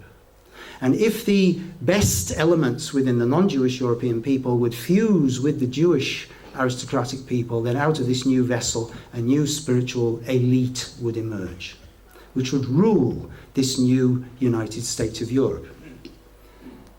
His movement created the flag of the European Union, which I'll show you in a minute. But just as an example of his approach, here in 1947, he says, at the heart of Europe, we have met in open conspiracy, to use the words of H.G. Wells. The purpose of this conspiracy is to organise immediately across Europe the parliamentary majorities that would be strong and stable enough to impose upon governments the full implementation of our programme, which is the European Union within the framework of the UN. Now, he spent the war, World War II, in America, where he made all kinds of connections with American elites. So here's his Pan-European Manifesto. There is the original design on a blue background, that flag was. And there you see, in the Pan-European movement, it still exists. Here's Rompuy, former head of the European Union, giving a speech in Vienna. And there's that symbol in the background. And there's one of his books, Practical Idealism. And there you see, that's what he says about 2,000 years ago, the ancient Christians were the revivers of the Mosaic tradition. Today, it's neither the Zionists nor the Christians, but the Jewish leaders of socialism, people like Trotsky, because they wish, with the most exalted unselfishness, to erase the original sin of capitalism, to free the people from injustice, violence, and subservience, and to change the redeemed world into an earthly paradise. This is very strange. On the one hand, this man is approving of the Jewish leaders of the Bolshevik movement, and on the other hand, he's saying that this new Europe of the future, this united Europe, should be a Catholic-dominated Europe. Interesting to observe also that in 1854, 8th of December, Pope Pius IX declares the dogma of the Immaculate Conception of Mary. On the 8th of December, 1869, the papal infallibility dogma is promulgated by Pius IX. So when the Pope speaks ex cathedra, his word is God's word in effect. You cannot challenge it. And then again, on the 8th of December 1955, the decision was made in Europe to adopt the 12-star Marian flag by ministers' representatives. So what is that about the 8th of December? So clearly there's a major Catholic movement is made there in a European context, you see.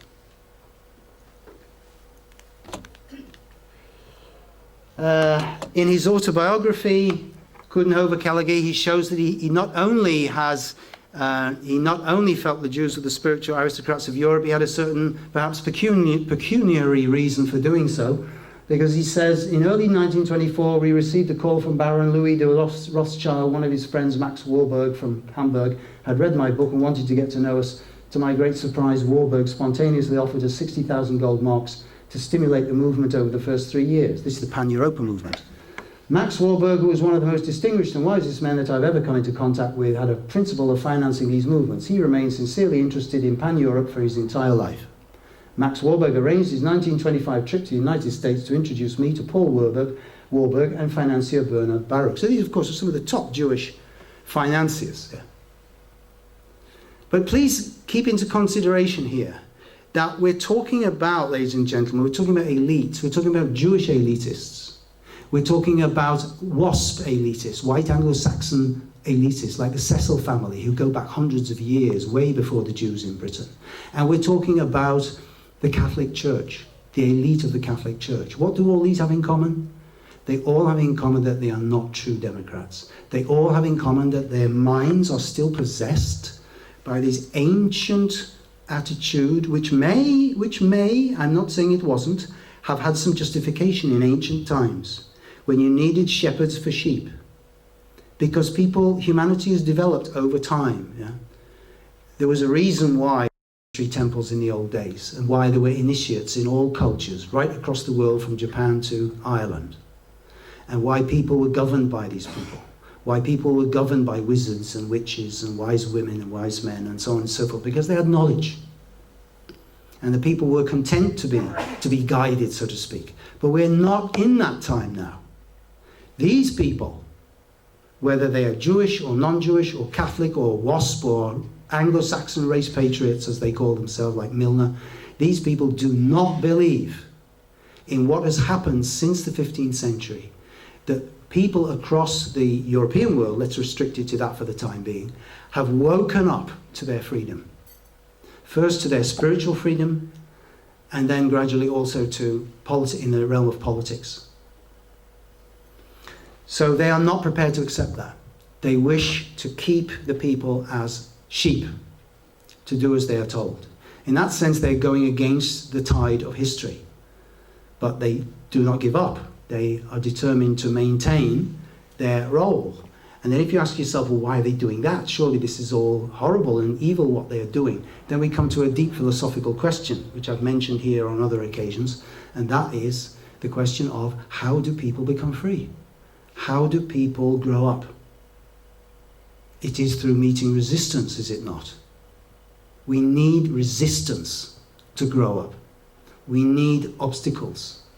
And today we need these obstacles globally, which is why we are faced with a new world order, which is global. Yeah? It's not just in one country. We are, as humanity today, we are faced with problems. Monsanto is not only operative in a village in Spain or whatever, it's operative globally. We're all challenged as individuals. So these people who are working out of these own ancient thought forms are actually, in a certain sense, serving to help us to wake up, unpalatable as that might seem. And that's another reason why we must not give in to hate. Because if we give in to hatred of these people, then we become not much better than them. Anyway, I'm not going to translate all that for you. But this Catholic stream, which is working towards, for its purposes, the European Union, then of course in 2004 tried to bring the peoples of Europe to sign a constitution for this new construct. Remember, it had evolved from 1950 in the coal and steel community. Every 6 or 7 years they'd taken another step.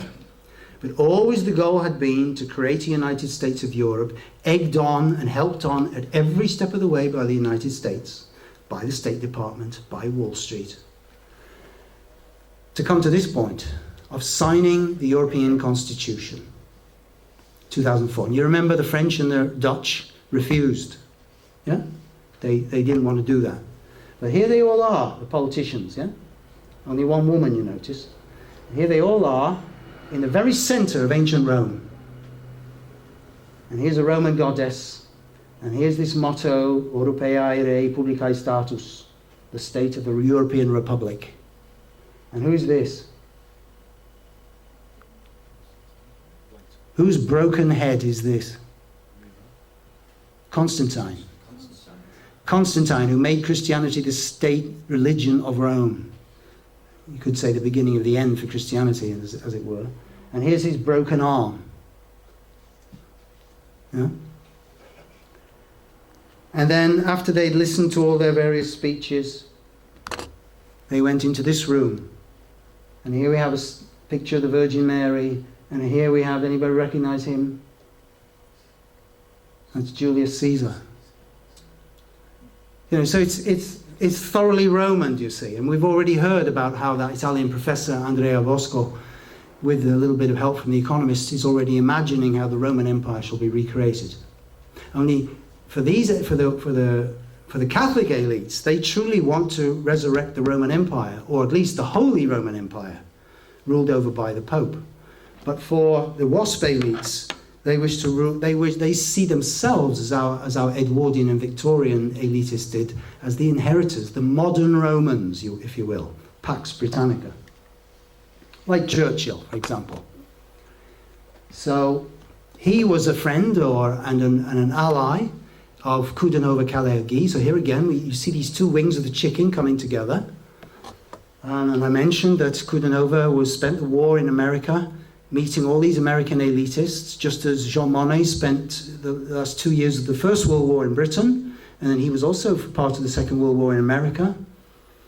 So Jean Monnet, too, very close connections with the American elite. But Churchill says in 1947, "We do not, of course, pretend that United Europe provides the final and complete solution to all the problems of international relationships. The creation of an authoritative, all-powerful world order is the ultimate aim towards which we must strive. Unless some effective world super-government can be set up and brought quickly into action, the prospects of peace and human progress are dark and doubtful. But let there be no mistake upon the main issue. Without a united Europe, there is no sure prospect of world government. And that world government is world super government, authoritative, all-powerful. It is the urgent, united Europe is the urgent and indispensable step towards the realization of that ideal. So this is the point, you see, 1947, this is 3 years before the first step has been taken on the road to the European project. The European Coal and Steel Community in 1950. Churchill's already saying, United States of Europe, step one. Indispensable. We must have it. Now, ladies and gentlemen, how many English people even know this? How often have you heard the media talk about this? What we hear with regard to Churchill is, Churchill he wanted a united Europe, yes, but he didn't want Britain to be part of it. He was just encouraging the Europeans. But we don't hear this speech. We don't hear these words. They are sort of kept away from us. That's the point. The United Europe movement, the United States of Europe, is step one. And then we come to something I'm sure you have heard of, the Bilderberg Group. And the founder, or one of the most important co-founders of the Bilderberg Group, Joseph Ratzinger, 1888 to 1960, co-founder of the Bilderberg Group. He was supported by one of Poland's most ancient Catholic families, the Zamoyski family. It was Zamoyski who sent him to France as a young man, born in 1888 he was, same year as Jean Monnet. And so he represents the Polish Catholic urge, anti-Russian, super pro-Catholic, and wanting France and Poland to cooperate together. Here's the Bilderberg Hotel, 1954, first meeting. Here's Ratzinger himself. And here is, I don't know whether you recognize him, that's Winston Churchill's son-in-law, Duncan Sands, who, like Ratzinger, was a key member of the European movement. Yeah? So again, white Anglo-Saxon Protestant, Polish Catholic.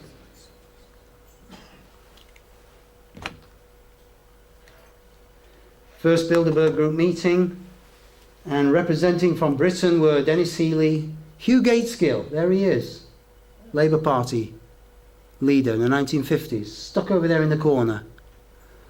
Robert Boothby from the Tory Party, Sir Oliver Franks, and Sir Colin Gubbins, head of Special Operations Executive, SOE, during the war. All gathered together in the first Bilderberg meeting. Here is Ratzinger behind Prince Bernhard, who set the whole thing up. And as you know, Bilderberg was formed to make sure that this European project happened. Bilderberg meets once every year. It used to meet in total secrecy until only a few years ago, when people began to get wise to it. But one of the most important ways in which the European movement has taken this project forward, and which has been kept from the British people and from all the other peoples of Europe, The Economist has attended every year and never reported on it to its readers.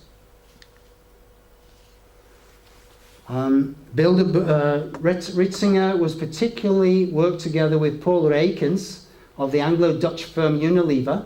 The bankers of Unilever are Lazard Frère. Lazard Frère is the Lazard Bank, is a Jewish bank, which one of the main people in that bank 100 years ago was Robert Brand.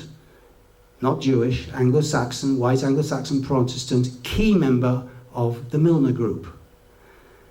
And he worked very closely with Jean Monnet in the First World War and thereafter. Out of these connections was born in 1942 the Benelux Customs Union, the kind of prototype of the common market. After his speech in 1946 given at Chatham House, you'll remember, Royal Institute of International Affairs, created by the Milner Group. After his speech at Chatham House, Ratzinger was invited by the US Ambassador, Averell Harriman, Skull and Bones, to the USA to secure US support, American support for ILEC, the League for European Cooperation, Independent League for European Cooperation, of which he was Secretary General. And Ratzinger said, I found in America a unanimous approval for our ideas of united Europe among financiers, businessmen and politicians. Remember, the Warburgs and Rothschilds and others had already been funding Coudenhove-Callaghan in the 20s, and that Morgan and the others in the Pilgrim Society with Stead and Rhodes had already been supporting it in 1902. Mr. Leffingwell, senior partner in J.P. Morgan's bank, Nelson David Rockefeller, Sir William Wiseman. Now there's a name, if you're not familiar with that name, please check him out. He was a British Secret Service man in the First World War, absolutely key role in bringing America into the war on Britain's side. After the war, he became a partner in Kuhn Loeb, leading Jewish bank, New York investment bank. They were all in favour, and also John Foster Dulles, of the Dulles brothers, Secretary of State. Alan Dulles, of course, head of CIA, his brother. Thus was formed the European movement. And then there were two other organizations which are important in this. The American Committee for United Europe, its chair was William Donovan, and its vice chair was Alan Dulles. That's going back, the American Committee for United Europe, that's going back again into the Anglo wing, so to speak. But Monet, who was America's, the West's man in this whole project, he knew that what they had to do was to combine the economic power of France, and particularly Germany. That had to be brought under French control. And so there was a lot of talk in the late 40s about resurrecting something called Lotharingia. This was Lotharingia, a state in the 9th century. 843 it was created. And then it disappeared in 870 at the Treaty of Mersenne. And out of the disappearance of this state came what later became France, Germany, and Italy. Yeah? But it's interesting to see how this region, Belgium and Holland, this Rhineland Valley area, yeah? Maastricht and so on, all these areas were in this area. The 9th century, ladies and gentlemen, such an important time in European history for all sorts of reasons. And Monet was very aware we have to sort of recreate a kind of Lotharingia to bring the Germans and the French together, bring their economies together. So there they are, Mr. Monet. And Robert Schumann, strong Catholic. He was not a strong Catholic at all. His connections were Anglo-American. He was a cognac salesman. Even before the First World War, he was selling cognac in Canada, which is where, via the Hudson's Bay Company, he met up with Robert Brand and the boss of the Lazard Frères, and the boss of the Hudson Bay Company, and through them, Lazard Frères, Robert Brand. Goes right back to before the First World War, Monet's connections. But this man, he becomes the front man. Our politicians have hidden the fact that really, in 1975, totally hidden, the fact that it was really this guy who was behind it. And he used economics to create a political project. And he used this man as the front man to do the talking, because he didn't like being on the stage. He operated behind the scenes. And to give you a flavour of Monet's basic approach to life, he opposed de Gaulle's nationalistic ideas for a vast, loose political confederation. That was what de Gaulle wanted. If Europe is to be together, it should be a sort of loose organisation. Monet said, I have never believed that one fine day Europe would be created by some great political mutation, and I thought it wrong to consult the peoples of Europe about the structure of a community of which they had no practical experience. We'll not bother with the hoi polloi. Yeah? He's been hidden, do you see? The British people didn't know about him. Even now he's not talked about.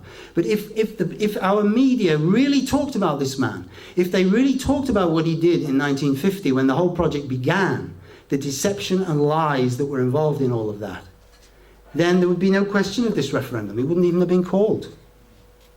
We've been out. Just a couple of quotes to give you a few more flavours of Monet. I think it's really important because you see, the people who followed him, Jacques Delors, Mitterrand, Kohl and others, yeah, but particularly the French, they knew that this is the man, this is the real driving force who really puts his stamp on the project from the beginning. And it's often very important to see where things begin and what kind of stamp that is. Because when something begins well, then it can go on well. But if something is rotten in the first place, or it starts wrongly, or it's historically illegitimate, like the Soviet Union, then it will continue to ultimate disaster. So Monet said, "My role for a long time past has been to influence those who held power and try to ensure that they used it when the opportunity arose. I cannot imagine how I could affiliate myself to a system over which I had no control and no chance to exert my influence. The very expression belonged to a party put me off." This is from his memoirs, by the way, 1978. He died in 79. "Although it takes a long time to reach the men at the top, it takes very little to explain to them how to escape from the difficulties of the present. This is something they are glad to hear when the critical moment comes. Then when ideas are lacking, they accept yours with gratitude, providing they can present them as their own. In my line of work, kudos has to be forgotten." So he's quite self-effacing. "I have no particular taste for secrecy, despite what some people say.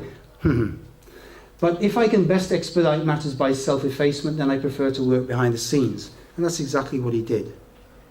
He was an absolute top organizer and fixer. He was completely in favor of atomic energy because he wished the new United States of Europe to have atomic power for peaceful purposes. But we have to remember that behind this whole project in the 50s was America's desire to keep Europe away, and particularly Germany, away from Russia, away from the Soviets. I won't read all of that. But just to remind you of one thing, however, just this middle paragraph here. What was the atmosphere like in 1950 when this whole project started? You could say, how did this project begin? In what atmosphere did it begin? It's important to realize what the atmosphere was like in that summer of 1950. It was pervaded by fear. The Cold War in the heart of Europe, the Korean War in Asia, and the same fear led to contrasting reactions. Unity on the continent, isolationism in Britain. Étienne d'Avignon, another great EU elitist, he was vice president of Société Générale de Belgique, which is one of the big Belgian banks. He said Paul-Henri Spaak, who was one of the architects of the EEC, always claimed we should erect a statue to Stalin on Europe's behalf. Stalin is one of the founding fathers of Europe.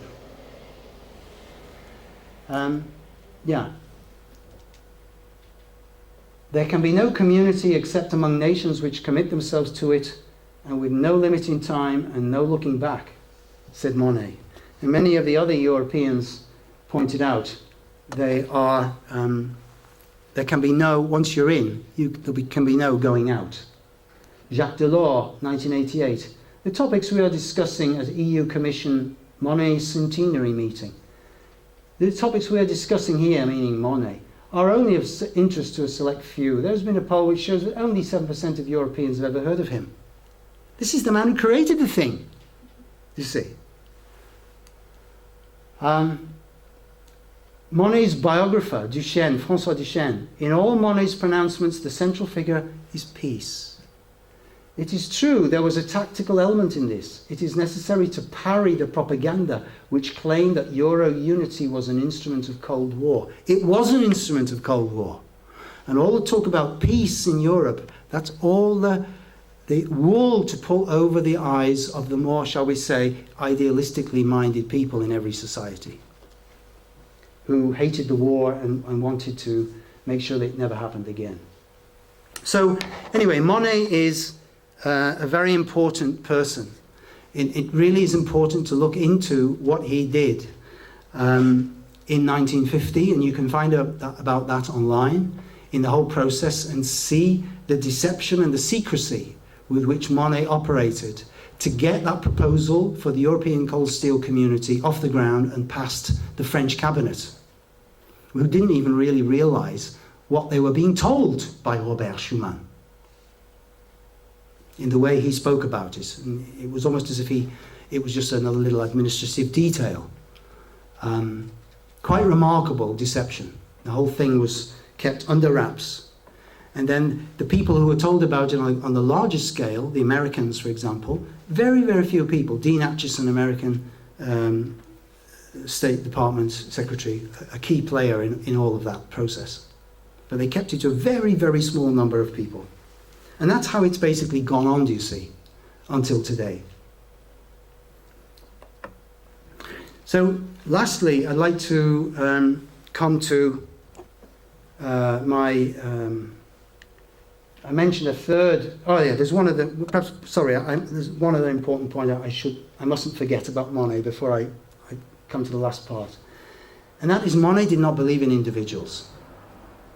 Monet believed in institutions. Monet said, "Experience begins over again with every man. Institutions alone become wiser. They accumulate the general experience, and from this experience and this wisdom come the rules, which once men have accepted them, change gradually, not their nature, but their behavior. Institutions and rules change human beings from the outside." That is an extremely important thing to remember. This is how these people think. You change people by changing the forms and the institutions and the rules from outside, and then they will, like sheep, just follow along. It's nothing to do with what lives inside the human soul and spirit. The British have a better understanding of institutions and how to use them, said Monet, on the basis of his long experience of the British elite. Continentals tend to believe that problems are solved by men. Undoubtedly, men are important, but without institutions they reach no great and enduring decisions. This the British have long understood with the British experience of Freemasonry, which has existed in this country for, as you know, several hundred years. Institutions are greater than men. Quite early in life, events taught me that human nature is weak and unpredictable without rules and institutions. It's institutions which govern relations between men. They are the cornerstones, nice Masonic word, of civilization. The union of Europe cannot be based on goodwill alone. Rules are needed. Men pass away, others will take our place. But we can leave men institutions. If they are well built, they can accumulate and hand on the wisdom of successive generations. Human nature may not change, but human behavior is dictated by institutions and economic conditions. In a sense, essentially a materialist Marxist perspective, which takes no account whatsoever of what lives inside human beings. And this is one of the most important spiritual reasons why we have to reject the people who think like Monet and who are still there following on in his footsteps and in the footsteps of the Catholic elitists who want to bring this European Union about. But these are the two wings, and they want us to create this top-down system so that Europe can be drawn over towards the United States in a future conflict with the East, whether that East is China or Russia, or perhaps even both. And that would be a terrible, terrible calamity for humanity in this 21st century, and a calamity we must stop. And one of the ways we must fight against it is to understand who it is and what it is, the thought forms that these people have had for over a century now, and refuse to be distracted by the economic preoccupations with statistics and figures and how much you are going to benefit for your firm and your factory and your job and pension and so on and so forth. Yeah? These kind of things which, if we're not careful, the English can perhaps fall for, because they think, oh, that's solid, that's money, you know. It's the bottom line. Yeah? We think that, but of course money, what is money? We're not going to be any money within 20 years. They're going to give us something else, probably a chip in the arm or whatever. So we mustn't be distracted. We must look at what these people have been doing. And we must again and again try and educate our fellow Brits to realise what this has been about over this time. And realise that there is a possibility. I'm going to vote out, as I'm sure you've gathered by now, on the 23rd. Yeah? But I'm not voting out because I think that over there are those bloody foreigners who make all the trouble for Britain. I'm voting out because I care about Europe. and I care about Britain in Europe, as part of Europe, because I know from my studies of history that Britain has always been part of Europe. It's only in this last period of this imperial expansion that chapter had to happen, but that chapter is now over. The question is, do we try and go back to the 16th century, which is what Farage wants, or in this new global situation, and we cannot deny that it is a global situation, it's a situation with America and China. These are the great powers. A slowly declining America and a rapidly rising China. And between them are Russia, which is in this strange intermediate situation. What role can Europe play in that? Europe in itself is a threefold entity, I would argue. You have a more collective element in the east of Europe, you have a more individualistic element in the west of Europe, in the British Isles, and then in the centre, in Germany and Scandinavia and Italy, you have a kind of a balance. Europe is in itself a threefold being, with threefold culture. And therefore, in this polarity between more individualistic America and more collectivist China and Russia, Europe could play a bridging role there. But the Americans don't want that. And the Catholics don't want it either, because remember, the Catholics hate the Orthodox. That's a lot of what this Ukraine situation is about. Yeah? Ukraine is religiously divided as well as politically and ethnically. The Catholics the Catholics want to defeat the Orthodox religiously. And the Americans want to bring Europe over to them, to create a new binary. And that new binary we must not allow. We must make a new form of Europe. And I believe that new kind of Europe can only happen when we have all of us, all the European peoples, and this is why I'm so hoping that the British people will have the courage not to be freaked, and have the courage to say, no, we're going out, and that will be a model and an inspiration to the other peoples of the continent, so that the EU will collapse, just like the Soviet Union did. Right? It may not happen immediately, it might take 10 or more years. And even if we vote out and they fix the referendum, or even if it goes on and we stay in, when they vote to stay in, then we have to continue. There will be crises, there will be more economic crises, and I feel probably also a military conflict as well. Because that's what some of these people are already forecasting, as I said, back in '92. But the Soviet Union was historically illegitimate. It was against the trend of the times in the modern era. It could not survive. But remember, 1930, there it was, fully functioning, wasn't it? 1930, Stalin fully in control. Industrialization powering ahead, funded by America, by the way, Wall Street. Yeah? Many of the British and European aristocrats, yes, also some of them, but intellectuals, the progressive-minded people, so-called, the liberals even, supporting the Soviet Union, supporting Marxism, thinking it was a great thing. And where is it today? Nowhere. Disappeared. And this is what must happen to the European Union too. Because the European Union is also based on something which is going against the general trend of history since the 15th century. And we must have confidence in that. That the ordinary people of society, each one of us, is becoming free in ourselves. And that's my thing I would like to finish with. Yeah? That freedom cannot come through national political forms. Freedom can only come in here. It is we individuals as individuals who make our countries free. Our governments do not make us free. Our politicians do not make us free. We like to think that is the case sometimes, and particularly if you've got an occupied country, it might seem like that. Yeah? But has Nazism been defeated? I'm not confident it has been. Yeah? Fascism, has that been defeated? I'm not confident it has been. But at least the Soviet Union is no longer there, and those gulags are no longer there. But freedom has to begin here, in the human heart and in the human mind. And through our changing ourselves and waking up to what we are being distracted from by these two wings I've mentioned, then we can free our own countries. And in doing so, we serve our countries. We serve our countries, and we serve the ongoing development of our countries and make them better for the future.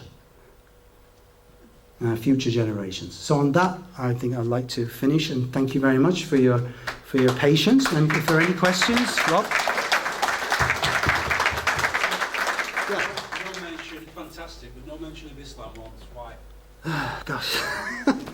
No mention of, I should stay here, shouldn't I? No mention of many other things too. But this is supposed to be fought on an immigration platform. Yeah, but immigration is not only about Islam, is it? No. It's not only about Islam. You know, if this happens, what I mentioned earlier, certainly there'll be a lot more Muslims coming from North Africa,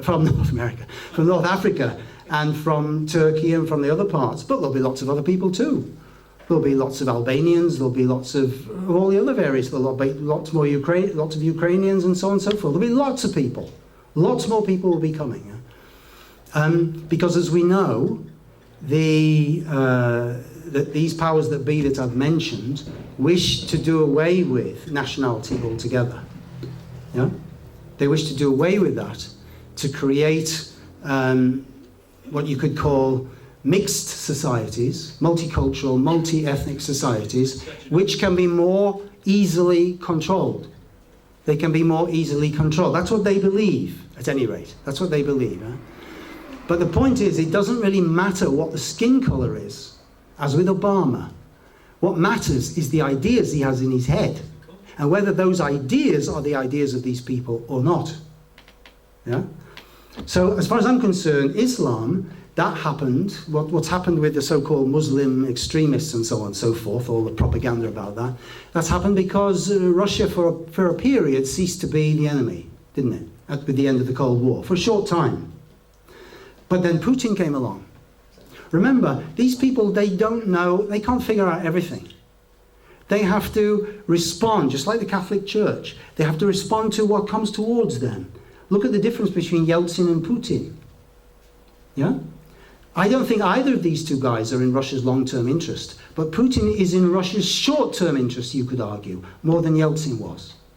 And he's giving the Russians a certain breathing space to keep the West out of Russia's face, so that Russia can at least develop itself, get back on its feet to a certain extent. Whether Russia will be able to overcome its own authoritarianist temptations, that's another question. But the America needs an enemy, yeah, and that's what the Muslims provided in the American, from the American perspective. Yeah? So do you think that Merkel is regretting her decision to open the borders wide to people from Syria and the Middle East, which she did, and I'm sure she regrets it? No, I don't think she's regretting it. I don't think she's regretting opening. I think she's regretting having had to close them again, as it were, or at least not perhaps in Germany, but she's certainly regretting what's happened in the rest of Europe. Yeah, but it was utterly irresponsible, as we all know, what she did, because she didn't consult. She didn't consult her fellow EU, even her fellow EU leaders, making that decision, or even the same with the deal on Turkey, at least as far as we know. Yeah. But it again, in her case, that section of the German elite, which is, I would say, subservient to the transatlantic agenda, doing the deal with Turkey. Turkey is key for them. That's why Cameron has always wanted to take Turkey in. Blair wanted to take Turkey in. The British elite always say they want to take Turkey in, because Turkey is absolutely necessary from a military perspective on the southern flank of Russia. That's Turkey's key role. Yeah? It is a key geostrategic partner, and its NATO position is of absolute importance to them. That's why they want Turkey in so badly. Even if Cameron might be saying, as he recently did, Turkey won't come in for decades. Yeah. That's what he's saying in the present context. We shall see after the referendum's over. Yeah. I believe that the verdict, the result has already been determined of the referendum, but I'm not sure which way it's going. What compounds it more is that a lot of EU citizens resident in Britain have been given polling cards, whether faint falsely or not, they've been given polling cards. So I don't know. Immigrants have been given them. Immigrants have been given them. EU residents, EU nationals residents in Britain. Yeah, that may be the case. I mean, We're not supposed to have a vote in this referendum. No, they're not. That's right. Yeah, yeah. But I mean, it's quite clear. We've seen day after day all the various voices from the elite who have been wagging their fingers at us that they do not want us to leave. And it seems they're determined that we will not leave. So either they are going to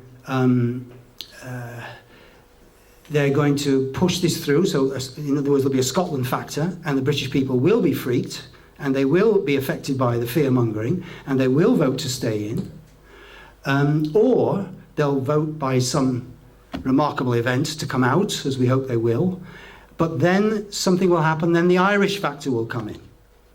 And then some almighty economic disaster or some other kind of disaster will happen, and then we'll be begging, oh, please take us back in again. We also read today as well that Parliament has a massive majority in favour of Remain. So Yeah. if we vote leave, they might just overrule it because there's a massive... Yeah, and that's why it'll be so important to see what the margin is, won't it? If it's only a 5% margin, say it's a 5% margin to out, then Parliament will feel emboldened to say, well, we represent a very large section of the British population. But if it's at least a 20% difference, then that will be much harder for them to get over. Yeah? But they are hoping that there will be a 20% difference their way to Remain, so that they can then say, right, that's it now for a generation. That's it now for maybe 100 years or forever. No more choices. John? Oh, you got the mic. But I think the gentleman behind you, yeah. Is there a point to be made that in a way the worse things get, the more that they reveal themselves? And so shouldn't we in a way we welcome, everything that's going on in the world and not be afraid of it, because we need to wake ourselves up? Yeah, sure, I agree with you. I mean, fear is... kind of bring it on. Yeah, definitely. Fear, we cannot give way to fear. Right? So when we vote out, then of course we're voting out. I mean, I should not be voting out because I'm afraid of immigrants. And I hope those who vote in will not be voting in because they're afraid of fascists. Or because they're afraid of a permanent Tory government or something like this, We cannot vote out of fear. We have to vote out of what we think is right, yes. Surely. Yes. Yes, but about being individuals.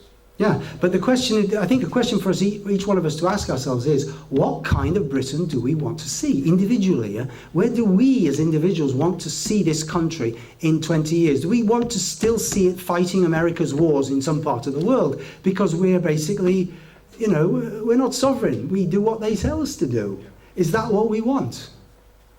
It's not what I want, but it's up to each one of us to make that decision. Yeah. How did you vote in 1975? For my sins, I must own up and say I was in Japan in 1975 and I didn't vote. I was doing what young people did in those days, just enjoying myself. So yeah, I wasn't really particularly aware of it at that time. But unfortunately, I might well have voted to Remain in 1975 because I wasn't awake. I wasn't politically awake really then, I certainly wasn't awake to any of this. I didn't know anything about any of this then. Yeah. I mean, I voted no. Heath Yeah. just said we lose our sovereignty. Yeah, Heath said he said but it was essentially again an economic issue, wasn't it? And I'm just amazed that it's again the same thing today. And you hear all these public audiences and nobody's sort of standing up and saying that, on the TV or the radio or whatever.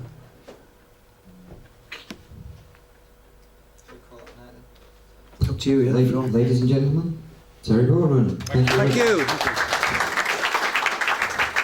Please stay